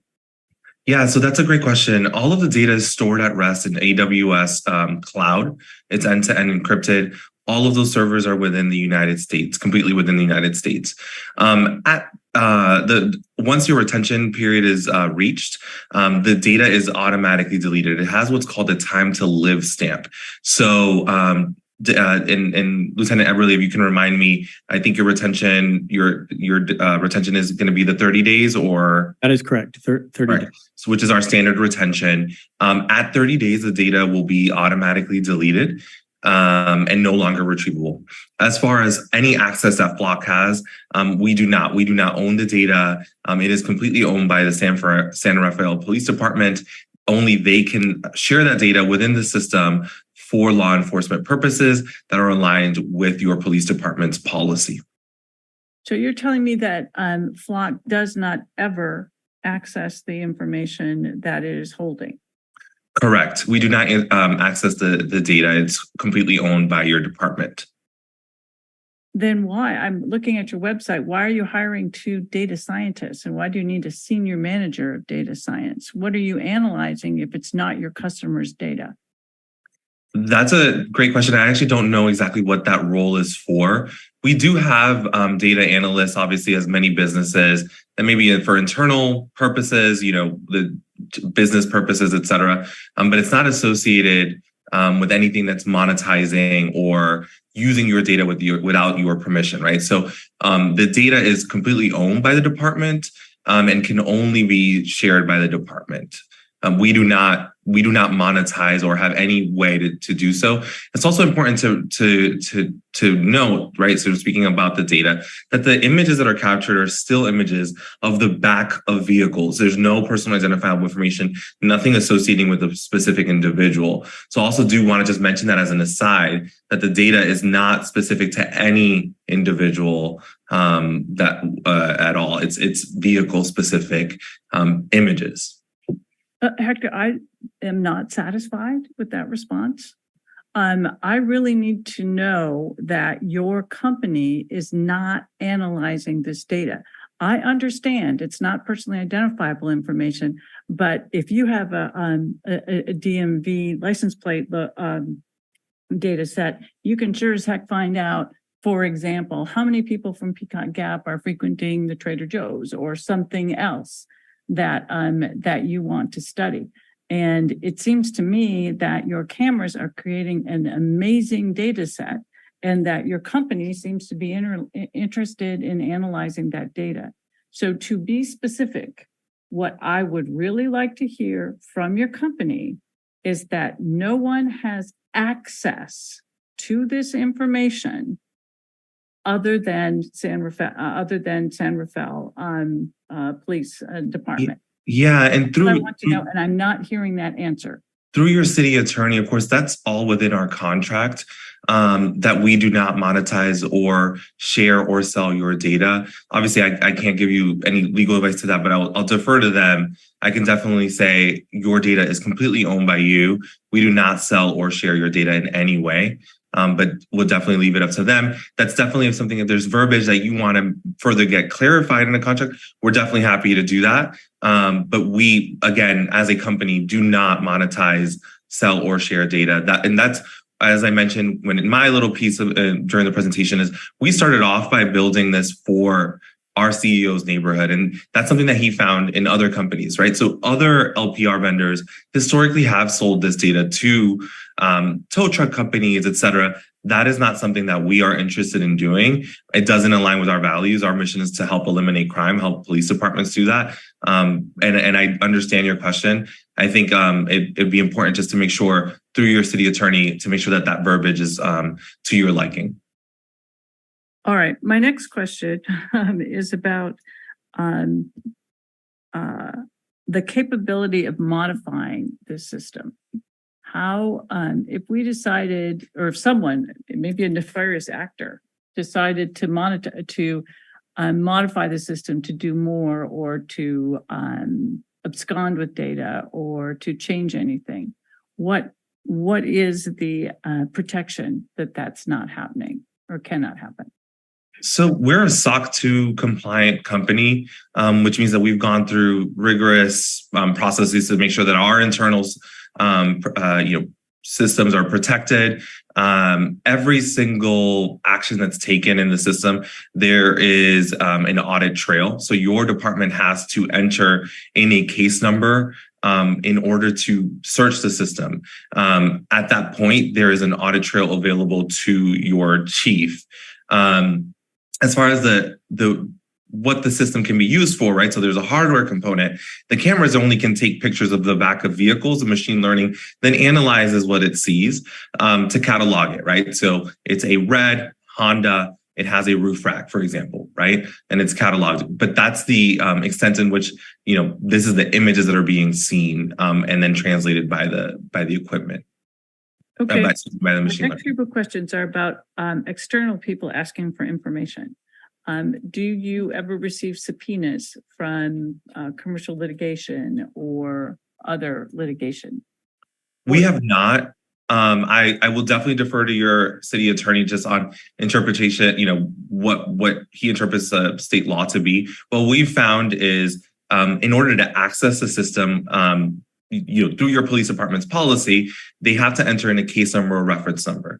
Our system is requiring that they enter in a reason. So what that means is that there is a active investigation. And so any of the images that are viewed are part of an active investigation. The other images are part of CJIS data, right? So hot list information, right? That's the more proactive side of the system. Those are all protected via CJIS. But again, I'll defer to your city attorney on those portions. But to answer the beginning, that is not something that we've seen.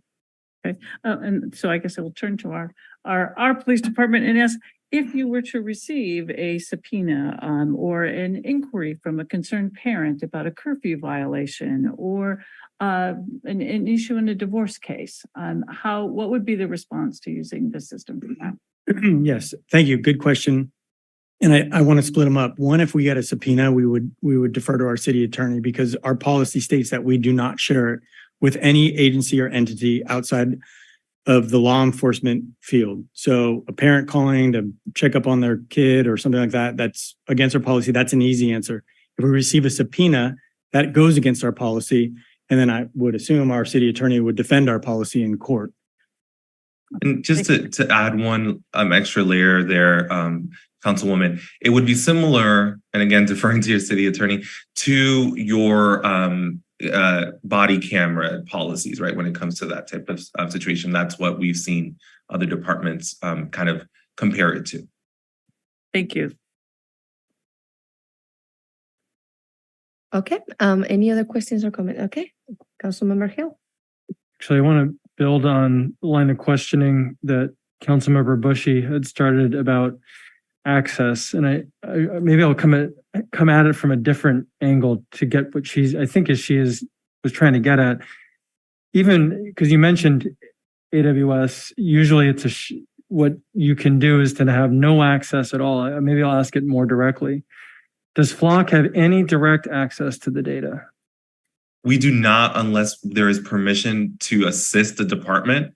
Our support team would be able to assist with it, but with a request to help them find information, right? So, hey, you're clicking on this wrong, for example, so guiding through. But we do not have any access to the data that is fully through your department. Great. Thank you for clarifying that, because I'll just, in support of where Councilmember Bushy was going, you're saying you're not monetizing, it felt evasive. Thank you for directly answering the question as to whether or not you have access. Thank you. Correct. Yeah, and I think the question about subpoena was answered. What is the estimated date for implementation?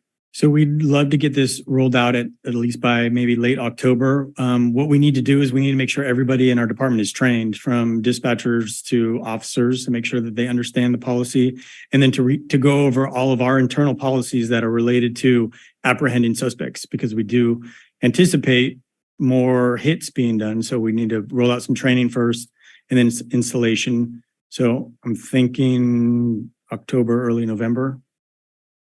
Thank you for the estimate. Going through my questions. How regularly is the public-facing portal updated with new data? Daily. So that will be updated on a daily basis.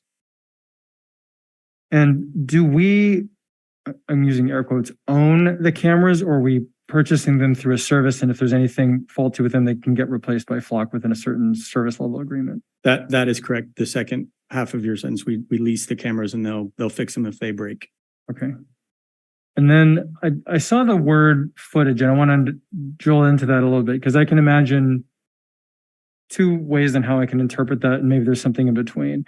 One is where we're using devices that have computer vision that can make an identification of saying this is a vehicle object and then gathers metadata about it. There's another one where you just have rolling footage 24 hours a day for 30 days that gets deleted. Is it one or the other or something else? Yeah.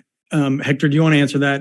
Yeah, it's still images of vehicles, right? So the cameras will be activated when there is movement and it matches a vehicle, and so then it'll take that picture and catalog it in association with the filters that the machine learning knows to look for, right? So different colors, different makes, and different vehicle features.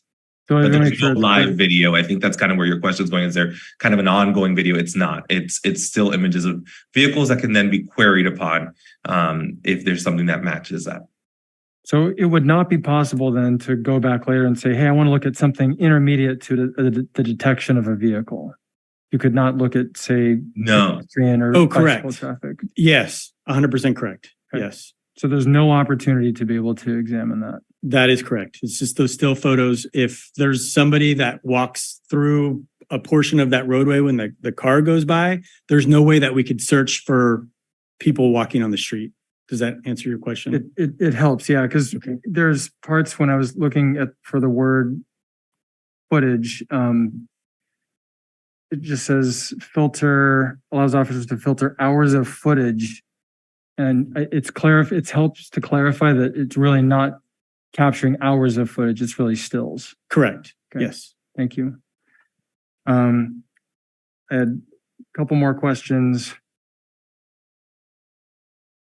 And this is to clarify, because I heard it, but I just want to emphasize it through the form of a question, which is the system does not identify people. It really only identifies vehicles. Is that right? Just to be clear.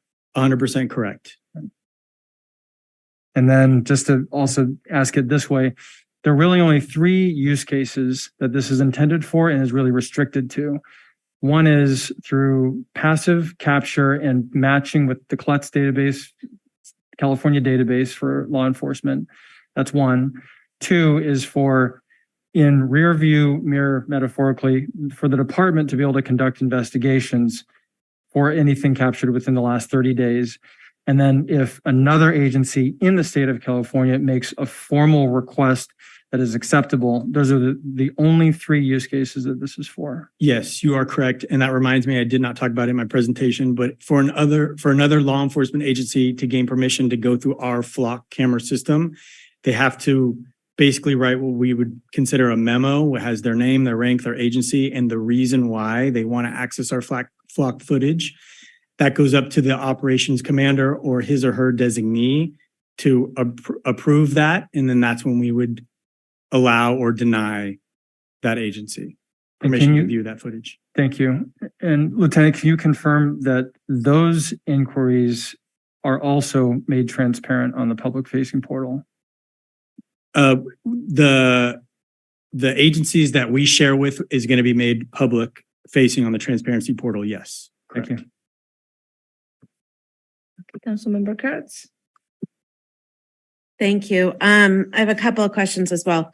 So I think you've answered it, but I just want to double check on the real-time data. If you're working a real-time situation between neighboring jurisdictions who are also on Flock, would they be able to share that information real time?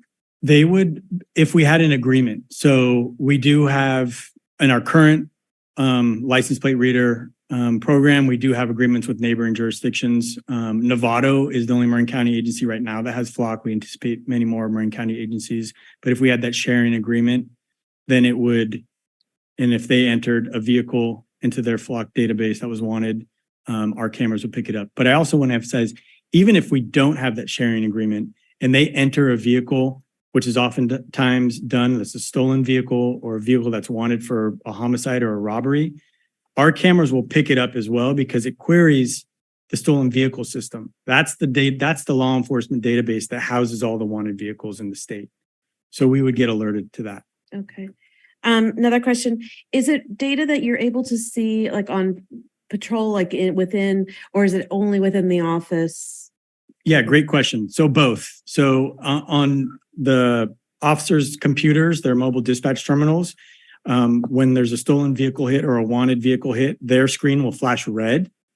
And then this is going to be part of the training because if we have 18 different locations, we are also going to immediately follow up that alert with the location of what flock camera took place. And then dispatch is in their dispatch center. They're confirming the want. And in terms of that training, how do you anticipate? Is that done by flock or is it done internally? We both. Flock will conduct probably like a train the trainer is what we were thinking.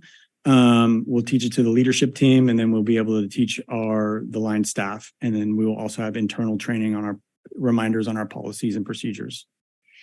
Great. And then on a totally different side of the coin, extended use. So we have a number of communities who've asked for additional cameras. Mm-hmm. If a neighborhood would like to purchase their own camera, does it get connected into your system? Is it a separate system? How would that, because I see that Flock does have for HOAs.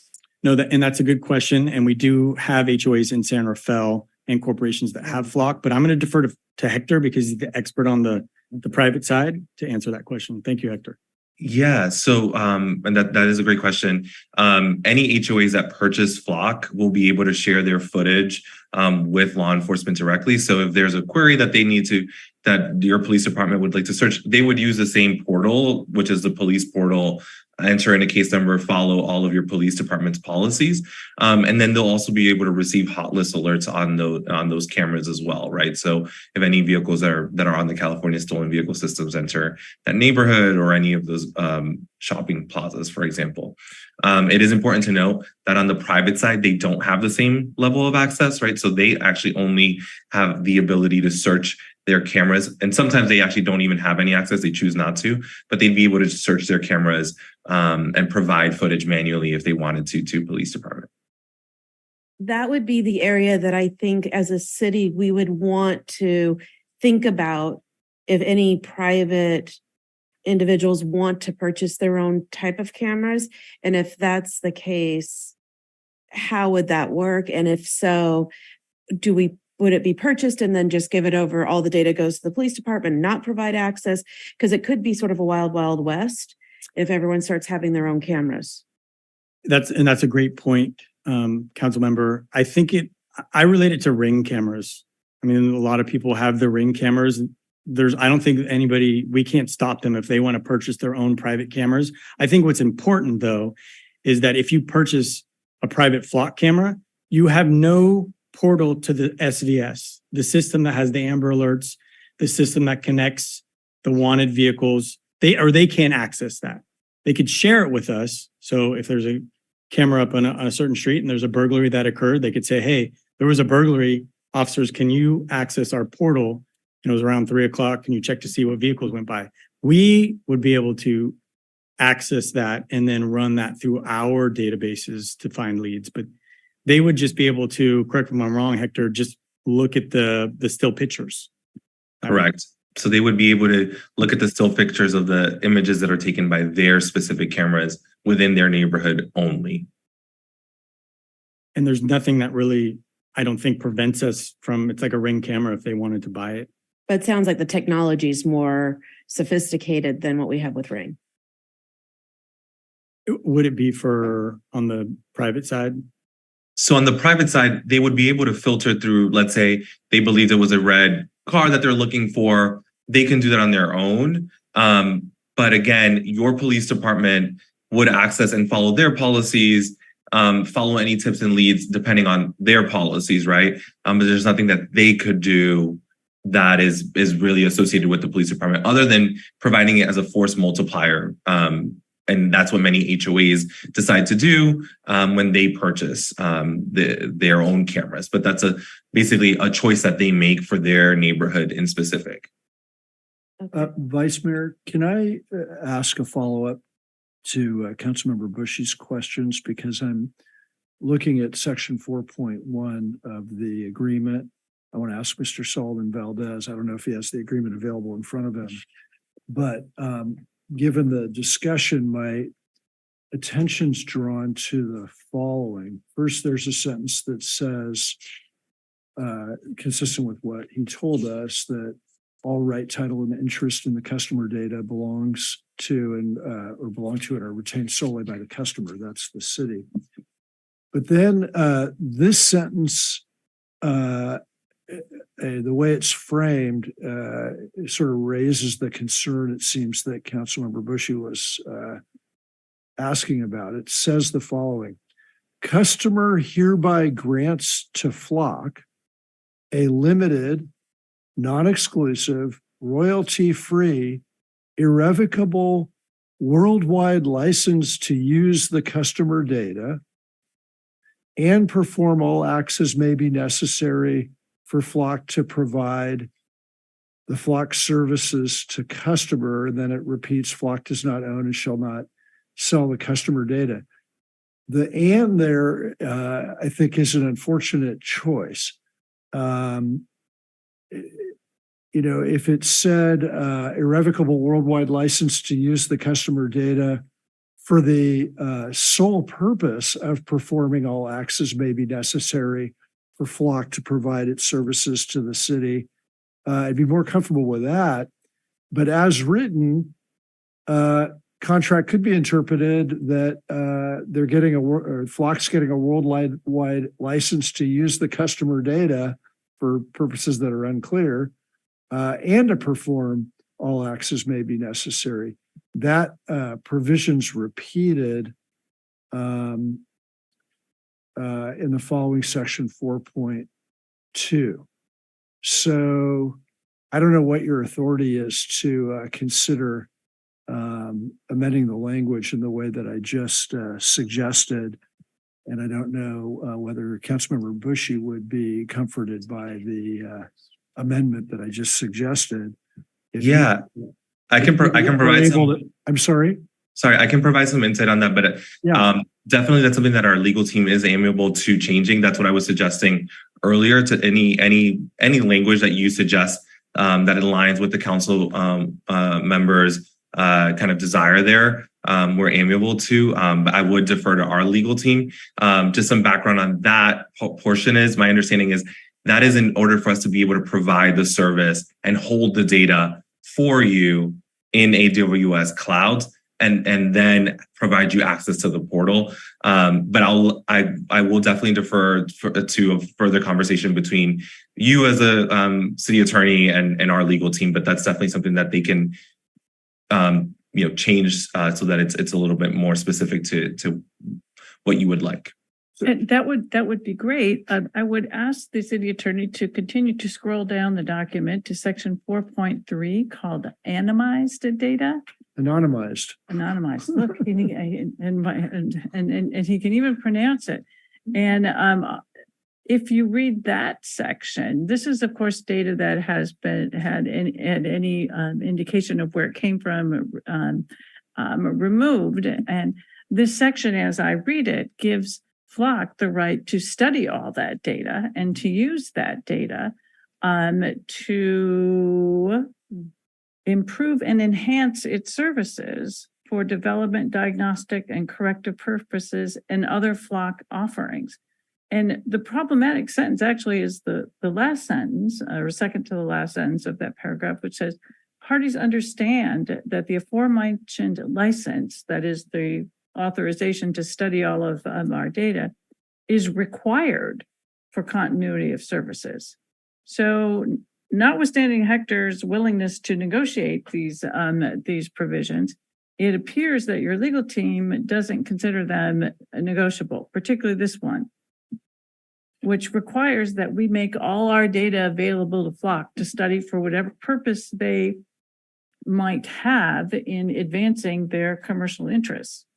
And perhaps just following up on that, should the city receive more information, which the police department may already have, given that they've done so much work with Flock to find out about how this works, as to how the customer data and customer generated data would be anonymized, then perhaps Councilmember Bushy's concern would be alleviated. Because if through whatever method Flock uses, the information about the individual vehicles is somehow anonymized, whatever that means, then what I'm reading here is that in order to make the whole system work, Flock needs to do some sort of a quality improvement thing and keep analyzing, looking at. Correct. And there's also looks right. Some additional insight there. As you can imagine, there are new vehicles that are coming out every single day. What the intent of that portion of the contract is to allow for anonymized data that's not necessarily associated with San Rafael at all, or any geolocation, let's say, associated with the image, for the machine learning to say, well, this is a new model of Rivian vehicle, et cetera, that hasn't been seen by the machine learning.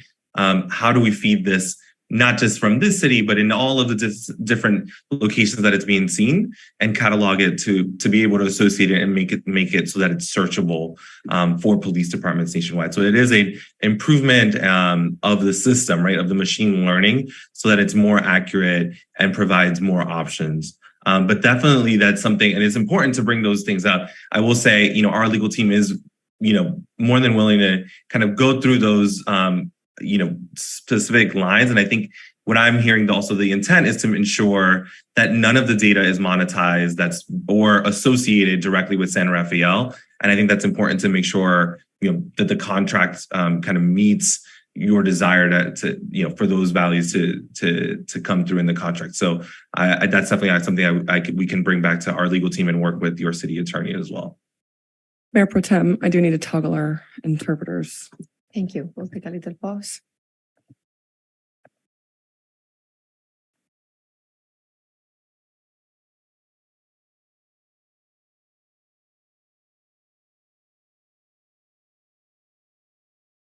Ready? Thank you. Okay. Councilmember Bushy, you're done? Okay. Are we Councilmember Hill to looked open like into he had something. the room? Okay. Yeah, I think just in support of what Hector is describing, just because this is something that I do regularly, the anonymized data sets are used to improve the overall machine learning algorithms. I think it's to the mutual benefit of the Flock customers. I think that's the intent that it's trying to capture. I think as I read it, I can understand how it can be interpreted, that it could be used for other purposes. But I think the overall intent is that. But I can understand if we wanted to work with the Flock legal team to hone it further, I think I'm open to that. Is there a way that we can do a conditional motion, or we'd have to have it come back? What I would suggest, and I hope this works with the police department's timeline, and I'm certainly glad to, get on the horn with Flock's legal counsel right away and talk through this stuff and try to address the concerns that have been raised tonight, that we would just bring it back on a consent agenda in an amended form at the next meeting. If that would work for the police department, I see nods over there, then that would give us some time to work together on it. I might even check back with a council member or two when I'm engaged in that project to confirm that we're on the right track.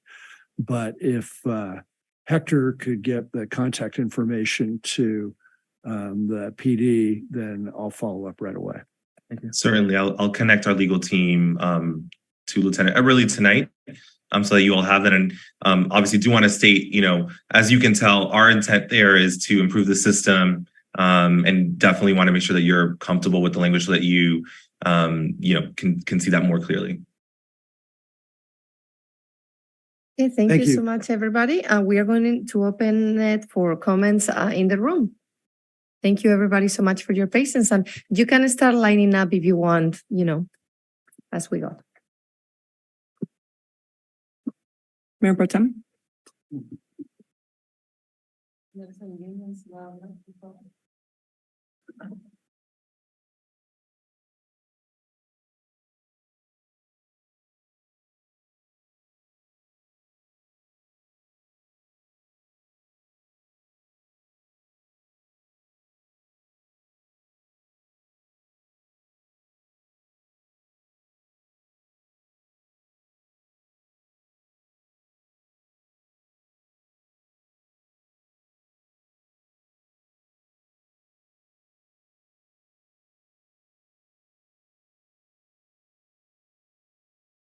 Okay, so we are actually, I'm sorry, we're going to start with English translated to Spanish first because our interpreter actually has a break right now, and then we'll go Spanish to English. If that works for you. So, estaba hablando de que ahora mismo nuestro intérprete está en un break y solamente tenemos a uno que está traduciendo al español.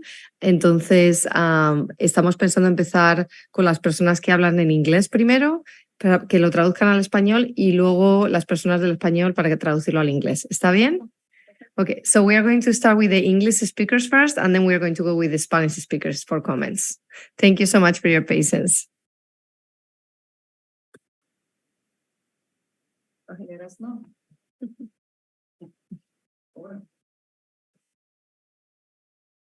Very impressed with the organization of the Canal District. It's very interesting. I just was going to offer maybe a consideration. Seems like anonymizing a license plate is difficult, given that the sole purpose of the license plate is to provide a specific identification. But maybe the anonymization process could be just for the data study could be to eliminate the license plate number, because the whole system sounds like a very effective crime deterrent. And I could see that all the uses for it. In fact, could be additional uses for eliminating illegal dumping. We have a problem with that in our neighborhood, up at the top of the neighborhood, since we're kind of on the fringe of the city. That's what people like to dump their couches and other things that it's too expensive for them to dump down at the sanitary service. So, but supportive of the system, just maybe anonymizing license plate number might fix that concern, which I think is a valid concern with the data security. Thank you for your comment.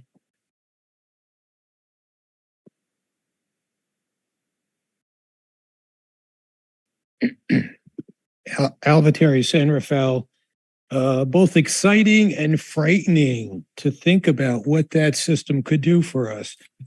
Collecting information, personal information, is always a dangerous thing to do, whether it only be a license plate or an image of a license plate. It always has potential for being abused. So I'm sure everybody is aware, you're aware of that, and worked hard not to fall into that trap. Questions I had as I read through this, it sounded like the system has a number of capabilities, and it wasn't clear whether or not the capabilities that you described were all the capabilities that are available in the system, or only the ones you chose to use to satisfy the needs of the city of San Rafael. So that's the first question. And I asked that question because in looking through this, there was an example of things that it would collect, things a camera would collect, one of which was the license plate number, but also went on to say that it could identify a bike rack, a roof rack, and or a back rack, I think is what they called it. So it sounded like the system had some other capabilities. So that would be the second question. And I'm not sure what is being collected from this. So again, imagine there's a camera taking a picture of a portion of a vehicle, and then it's saying with some actually machine learning, not quite artificial intelligence, it's saying, oh, by looking at that small portion of the vehicle license plate, it was able to tell I assume the color of the car, the kind of a car, maybe the year of the car, the time, obviously it knows the time, it knows the location because it knows where the camera is, and maybe it knows a number of other things. I'd be interested to know all those pieces of information. And if it did collect those information aside from the image, and the image was destroyed at some point, is that data then being collected and used for some analysis purpose, whether in-house or externally by a third party? Thank you so much for your comment. If you could wrap it up. Oh, man. Thank I you. had more questions.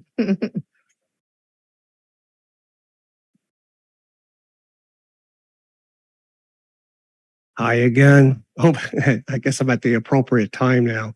Thank you for your time. I know it's late in the day, but just want to fully support what the police department's proposal is to put in the LPR cameras within our community. We already have some now.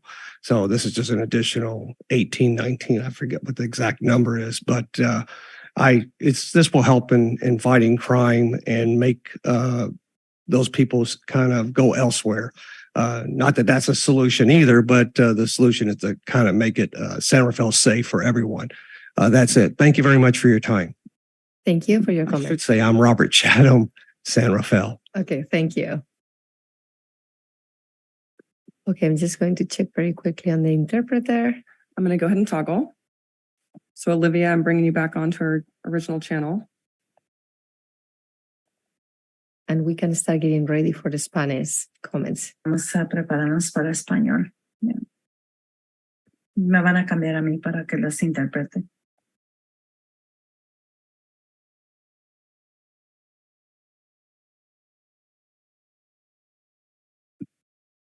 Pablo, are you on the Spanish channel? Thank you. Ready. Ok, estamos listos. Gracias. Muy buenas noches nuevamente. Mi nombre es Verónica Duarte. Canal es una parte muy importante de la ciudad de San Rafael, pero el crimen ha aumentado y eso hace que la policía acuda a pedir el apoyo. Para que nosotros también estemos aquí con ellos apoyándole a que se aprueben las cámaras. En los últimos meses, la relación entre la policía y los residentes de San Rafael no estaba muy bien, pero ahora hemos hecho lazos, ellos nos han tomado en cuenta en reuniones, ellos han venido a nuestros eventos de la comunidad, hemos tenido unos cafés con ellos, entonces la relación con ellos ha mejorado bastante y la verdad el crimen se ha aumentado. Ellos están cortos en personal y como dijo la persona que anterior dio un comentario, no va a ser la solución, pero el trabajo de ellos va a ser menos y vamos a hacer una comunidad más segura. Por eso yo estoy apoyándolos, porque el crimen se ha aumentado tanto en San Rafael como en la ciudad de Canal. Entonces queremos un San Rafael libre de crimen.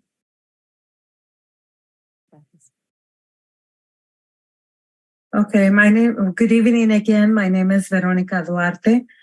Canal is a very important part of San Rafael, and crime has gone up. The police has asked for our support for the approval of the cameras. For a period of time, we're not in good relationship with the police department, but lately we have created this connection with each other. They have come to our cafe. We have improved our relationship. And the reality is that crime has gone up and that the police department has expressed being short in personnel or short in capacity. So we're working with them and we would like to see less crime. And if this is going to reduce crime, it's important because we want a better city. We want a safe city of San Rafael.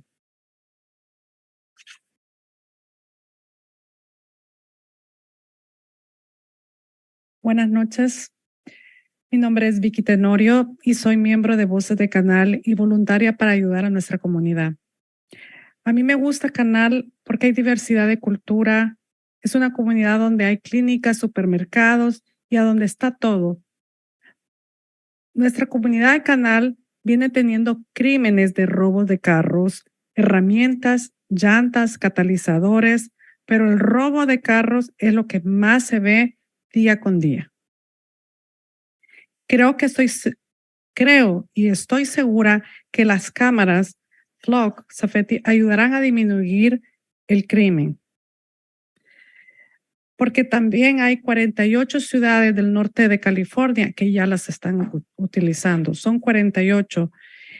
Y, por ejemplo, Novato, Vallejo, Fairfield, South San Francisco, que ya tienen estas cámaras. Yo les pregunto por qué también nosotros no la podemos tener.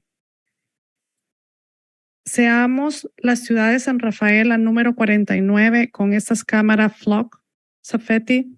Yo les pido por la comunidad, de parte de la comunidad, de tener cámaras para poder disminuir el crimen.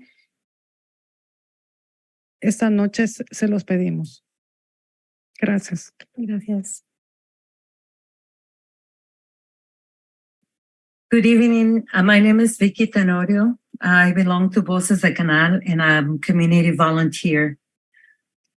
So in the community, in the Canal community, I love it because there's diversity of culture. There's a clinic, there's a market, but there's also robbing of tires. There's stolen vehicles. They also do the catalytic converter stealing. Day after day, that happens. Most of all, that what's stolen is vehicles. So I believe that the cameras Flock would definitely help. And let me ask you one thing: if the 48 cities in California already have those Flock cameras, including Novato, Vallejo, Fairfield, South San Francisco. Let me ask you, why cannot San Rafael have those cameras? I encourage you to get those cameras to make a safe city. On behalf of the community, please, I support us getting those cameras to reduce crime. That's what Vicky said. Thank you. Buenas noches. Okay, buenas noches a todos. Gracias por esta oportunidad que nos dan. Esta noche yo estoy aquí para apoyar a el piloto de cámaras que la policía está trabajando y fuimos invitados. Estamos apoyando a la policía porque queremos trabajar con ellos. En el área de Canal ha pasado muchas cosas que se pueden evitar. Yo sé que muchos no van a estar de acuerdo con las cámaras, van a poner muchas excusas. Me pregunto, ¿será que los que van a poner excusas han tenido los problemas que Canal está teniendo? ¿Qué Canal está viviendo? Ha habido muchos robos.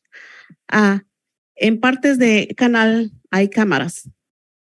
Y ya cada quien está poniendo cámara por su cuenta en sus puertas y eso ha disminuido un poquito en algunos lugares donde no hay cámaras. Muchos no tienen la oportunidad de tener ese acceso de tener cámaras, es en donde está pasando estos crímenes. Entonces, si las cámaras personales nos está ayudando a prevenir muchas cosas, estas cámaras que la policía quiere trabajar y quiere poner, yo pienso que es un gran paso a dar para nuestra comunidad, para nuestro San Rafael, para tener un privilegio más de vivir en paz, en tranquilidad y evitar muchos crímenes que están pasando hasta ahorita.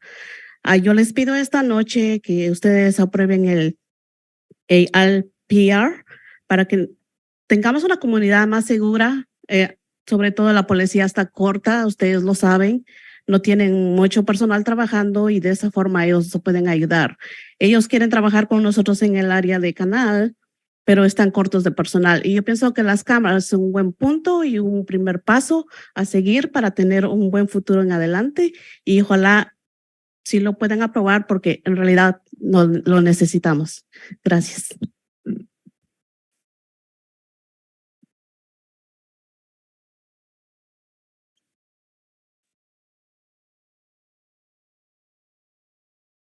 Thank you for the ¿Cuál era su nombre? Anabel Vicente. Okay. Anabel Vicente. Okay. Anabel Vicente says, thank you for the great opportunity. Good evening. We are here to support the pilot of the cameras. We are helping the police. So there are many things that you can prevent in the community from happening. There might be people that might come up with excuses about these cameras, but they don't live in the community and they don't face the situations that we face. There's a lot of stealing that's been going on in the Canal neighborhood and parts of the Canal. Nowadays, there's private cameras that people have installed, and those private cameras have deterred some of the crime. Now imagine when the police puts its own cameras, it would reduce even more crime. That would be a great step for our community, to give us tranquility, to have a peaceful community. I approve, or I would encourage you to approve the ALRP cameras to have a secure community. And you know that as councils, you are aware that the police is short-staffed. So giving them the cameras would support them in achieving. They do want to help us in the community, but when they're short-staffed, it's difficult. So it would be a good point to reduce crime, to support the cameras. Hope that you will support getting those cameras. And that was Annabelle's statement.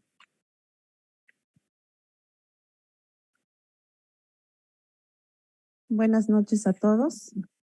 Mi nombre es Cruz Vargas, soy voluntaria de Voces del Canal. Tengo viviendo en el área de Canal más de 25 años. Me gusta mi comunidad por su diversidad. También me gusta la vista que tengo en mi departamento. Estoy apoyando el programa piloto para que en nuestra comunidad de San Rafael aprueben las cámaras, Flock Safety. Que lean las placas de los autos que entran y salgan de San Rafael para tratar de disminuir la delincuencia y robos de autos y de las herramientas de nuestros trabajadores, ya que en 3 ocasiones le han abierto la camioneta a mi hijo y le han extraído la herramienta. Creo que estas cámaras serían de mucha ayuda para el Departamento de Policía. Gracias por sus atenciones. Este tema que ya a todos nos están afectando. Gracias. Muchas gracias. My name is Cruz Vargas. Good evening. I am part of Voces del Canal. I lived in the community for 25 years. I love my community. I love the diversity and my view. I am here supporting the flock safety to work on diminishing or reducing crime, and also the stealing of our workers' tools. It happened to my son where they broken into his truck about 3 times and taken all his tools. As you see, this stealing in our community has affected us all. So I encourage you to support the getting of the flock safety cameras.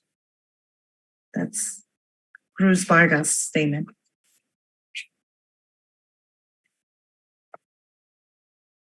Buenas noches otra vez.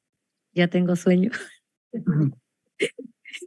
Bueno, mi nombre es Darlene Ruiz y vivo en el Canal desde hace 21 años. Me encanta mi comunidad porque, de todos modos, aunque me mueva a otra cerca, tengo que regresar a la tienda porque tenemos todos los servicios ahí y eso me encanta que encuentras todo. Ahí lo que usamos nosotros, los de diferentes países, están las tiendas ahí. Bueno. Ustedes recuerdan, nosotros tenemos un reporte en el 2012 y en la página 8, en las recomendaciones de los residentes, pedimos que pusieran cámaras. Y después de 11 años anhelamos que esto pues se realice, ¿verdad? Sabemos que quizás van a poner 3 o 4, no sabemos realmente cuántas van a poner, pero yo me imagino que son poquitas, con esas nos conformamos. Y nosotros los residentes pues agradecemos el uso de cámaras en nuestro vecindario porque sabemos que se usará y servirá para capturar a delincuentes y también servirán para encontrar personas desaparecidas. Anteriormente y actualmente en nuestro vecindario estamos todos los días al margen de los delincuentes que noche a noche están presentes en nuestro vecindario. Mi esposo pues ha sido víctima muchas veces, ya sea de robo de carro, de herramientas, de llanta, de bicicleta. Entonces pues ya, no nada más nosotros, o sea, la mayor parte de nuestros vecinos. Y esto afecta mucho porque implica gastos que no están considerados en nuestros bolsillos. Es necesario en nuestros carros cuando se los roban. Bueno, pues nuestra comunidad lo necesita urgentemente, esas cámaras, porque estamos seguros que ayudará a bajar las tasas de delincuencia y esperamos que en el futuro pongan más de estas cámaras en nuestras calles. Ayúdenos a aprobarla. Gracias. Gracias.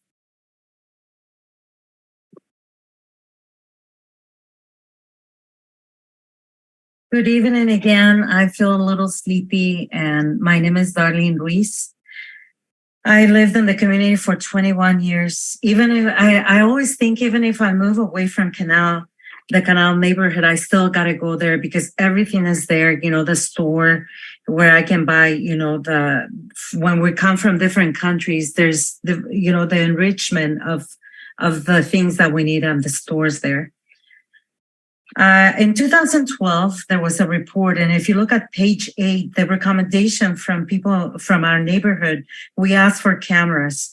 After 11 years, we're really happy to see that there's potential for 3 or 4 cameras, hoping that it could be a few more than that. But we would be conformed with those few cameras, and we support the use of cameras in our community to reduce the crime. Very often there's the crime, that delinquency that happens in Canal. You know, they have stolen my husband's vehicle, tools, bike, and that has also affected our neighbors. If it implies, you know, whenever our property gets stolen, it implies that we get expenses that we weren't counting on. So we really need those cameras to reduce the delinquency, and we hope that you can help us in getting those cameras, hopefully more in the future. That's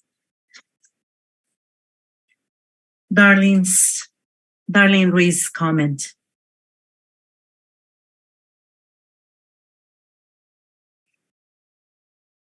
Buenas noches, concejales, nuestra nueva city manager y todos. Mi nombre es Marina Palma y soy voluntaria con Voces de Canal.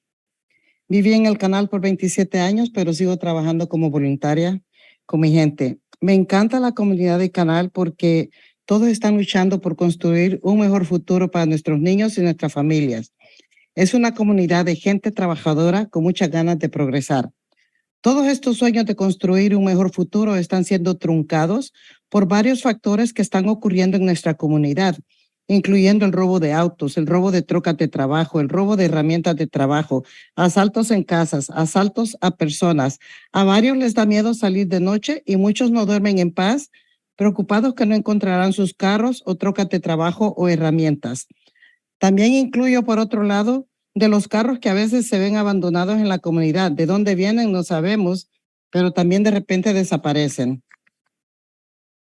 Como líder comunitaria, les agradecería aprueben el programa piloto de las cámaras ALPR. Y yo confío en que entre las dos lados legales van a llegar a un acuerdo para arreglar ese acuerdo que ahora se dijo, ¿verdad?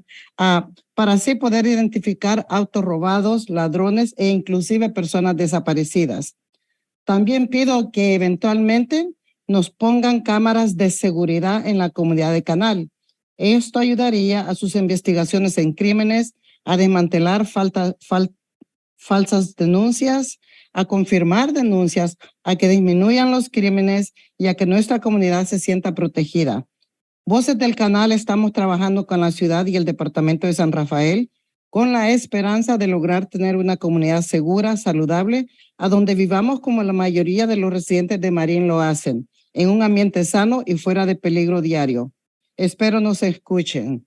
De antemano, gracias por aprobar la instalación de estas cámaras ALPR y por mantener en mente la necesidad de más cámaras de seguridad en nuestra comunidad. Gracias. Gracias.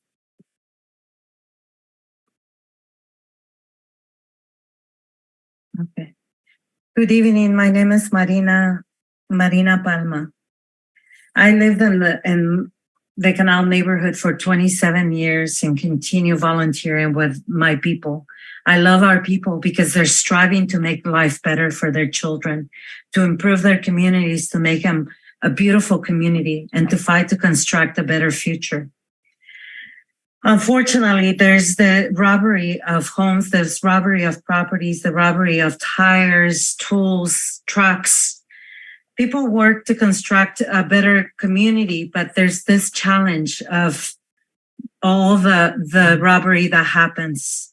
Our community is pressure under these circumstances of the stolen vehicles that disappear. Sometimes people wake up and ready to go to work to come up to the working trucks being stolen.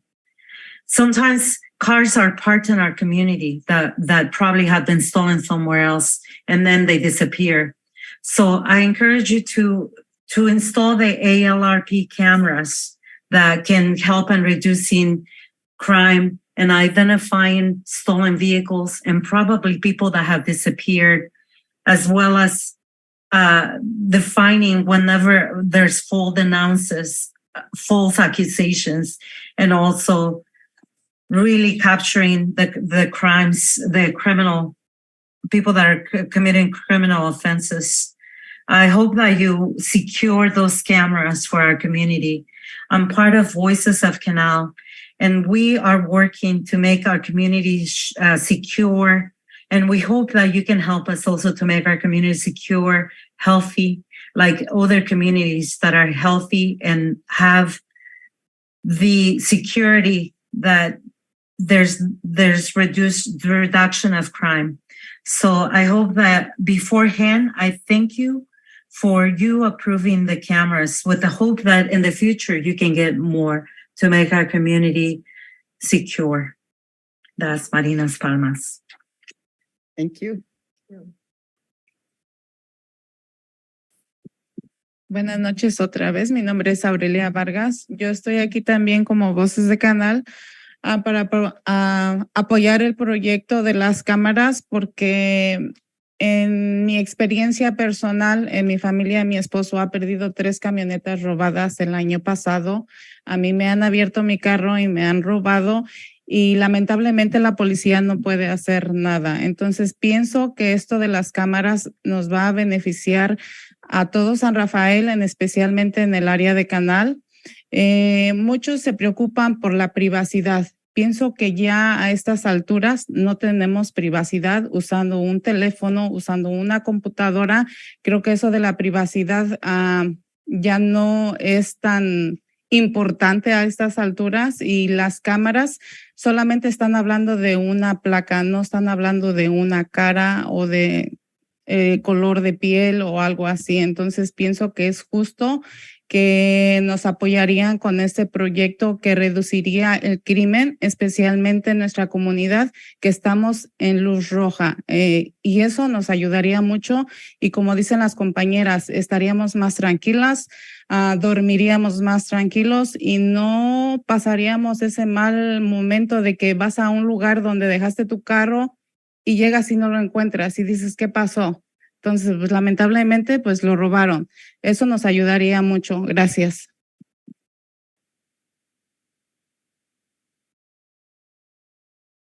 Good evening again. My name is Aurelia Vargas. I'm part of Voces de Canal. I really wish that you support the project of the cameras. My husband had lost 3 trucks that were stolen, and then also my vehicle was stolen. We can all the city of San Rafael can benefit from the cameras, especially in Canal. I know that some people are going to say they worry about privacy, but at this level of the game, we should not worry about privacy anymore, since our computers, telephones are already capturing our information. In the camera, we're talking about license plates, not faces, not skin color. especially our community could benefit from cameras, more because we're living kind of a red light state with the crime level. It would be great to get the cameras and leave in, like my fellow compañeras, the fellow women that spoke before me, talking about the fact that having the cameras would bring security to our community and give us peace of mind, and we would leave a peace rather than waking up or going to your vehicle and finding that it has been stolen. And that was Aurelia's statement.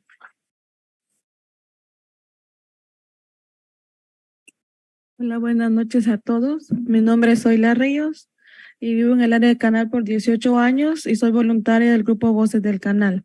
He pasado aquí también para venir a apoyar el proyecto de las cámaras porque por experiencia... Porque a veces no es porque los roban los carros, ¿verdad? Y los abren o roban herramientas de los trabajadores.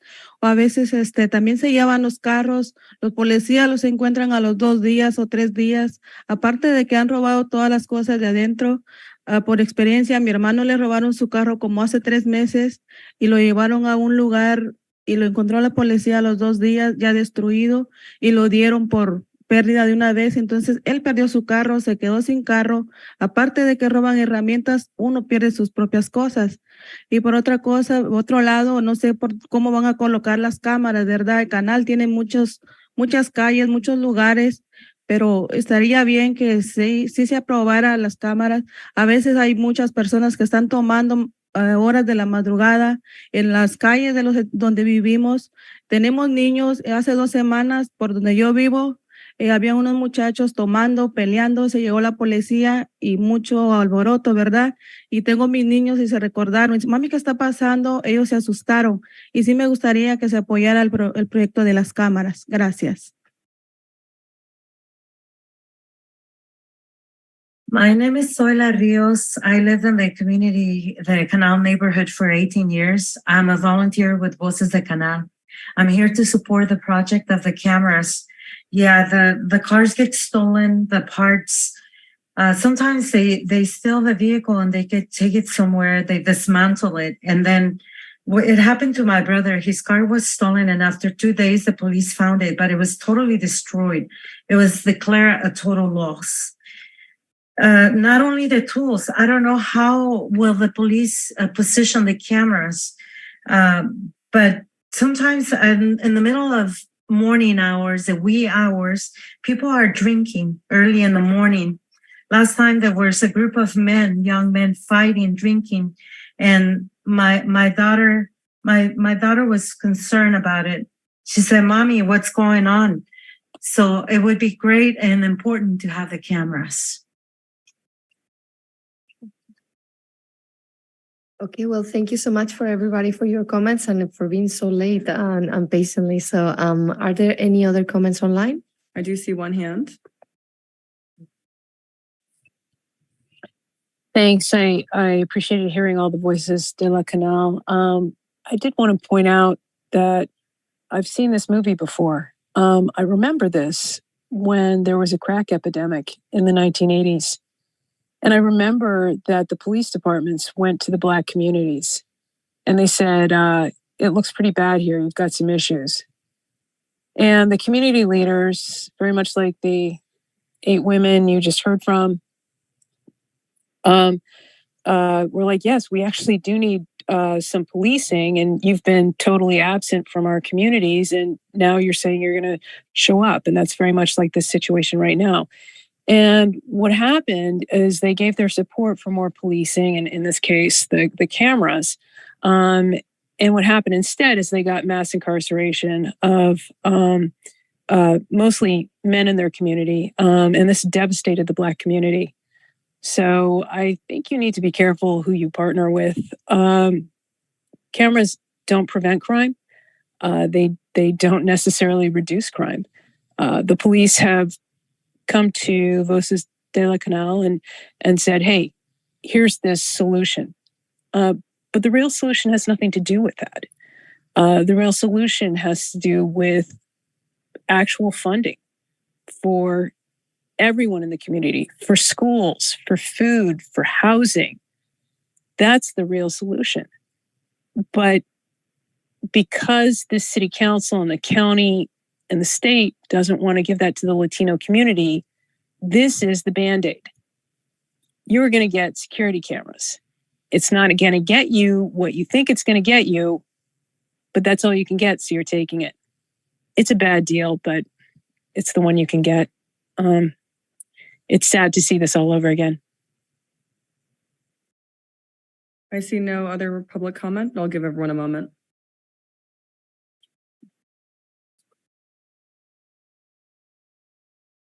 I see no further public comment. Okay, thank you. And I hear a few questions. I don't know if I got all of them, but one was around how many cameras we're going to put and how are we going to set them up around the canal, because there are like so many little streets, I guess. That was one. The other one, it was like around identifying like some capabilities to identify things like bike racks and, you know, in cars and things like that. Yeah, so maybe we can start with that. So there will be 4 cameras in and around the canal area. And your question in regards to bike racks, the flock system can identify a bike rack on a vehicle.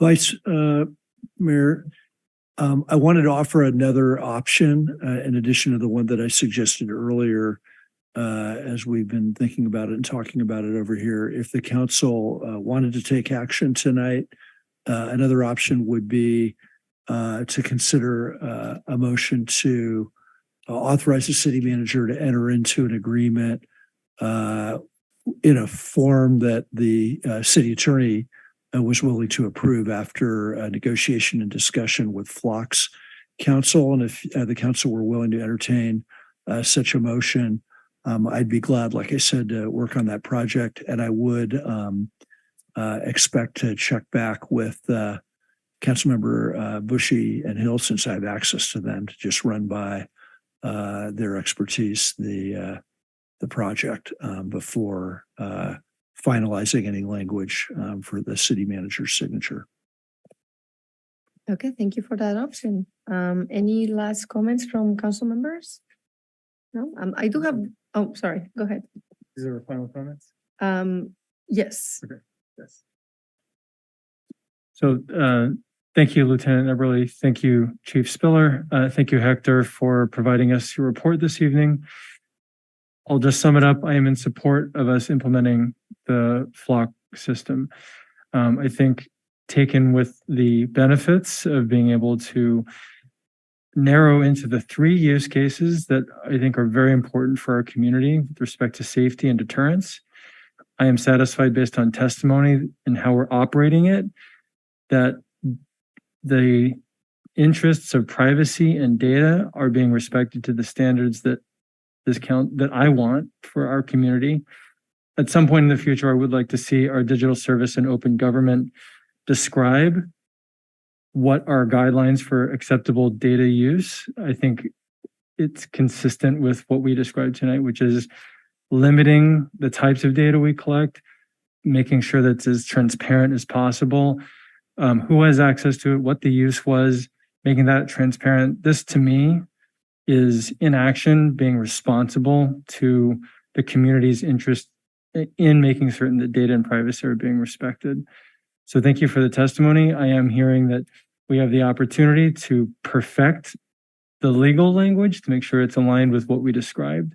So I'm looking forward to that, but I will be supporting motion to move this forward. Thank you. I also support the use of the cameras and bringing this forward. I did look on the Nevada's transparency site. There are so many agencies that are actually looking or have access to the data. And so I think it does go back to the visibility. And I shared an article from ACLU with the city manager and the city attorney that may look at some potential language that could be incorporated in around protecting some of that data. I feel like our city and our police department are absolutely looking at this the right way, but we can't ensure that with everybody. who might have access to the data. And so I think there's just an opportunity there, but overall, I think the use of the cameras is in addition to work that we already have in play with cameras. So this adds into that, is really important for our community. Thank you. Councilmember Bushy? I also support the authorization to the city manager to go forward with this license plate reader in conjunction with the directions to the city attorney to negotiate the strongest possible data privacy provisions that we can obtain. The existing provisions seem very one-sided, and there seems room there for us to do better for our constituents on that front, while capturing the needed law enforcement benefits that the system offers. Thank you. And again, thank you so much for the report, and thank you, Flock, for being there available to us as well. I love when I hear from the community that they need something, and it's something that the city can provide. So I think this is definitely going to help, or I'm hoping it's going to help. I know the contract is for 2 years, but I'm hoping that maybe we can get like an annual report, like how is it going? I think that would be something really nice to see the progress. And so with that, it's late, so I will entertain a motion. I can make a motion. Authorize the city manager to execute an agreement with the Flock Group Inc. for the lease and installation of 19 Flock automated license plate reader cameras for a 24-month term and an amount not to exceed $118,200. Is it 19 or 18? It's 18 plus 1. 18 plus 1 flex. Okay. Second. 19. Okay, first by So I'm sorry to interrupt, just to be clear, Councilmember Kurtz, that was with the direction that the city attorney worked to amend the language with Flock's counsel. Correct. Thank you. Thank you for the clarification. Roll call, please. Councilmember Hill, could you provide another second after that? Yes, and I will second the modification that we are giving direction for the city attorney to provide input to negotiate that agreement. Thank you so much. And roll call, please.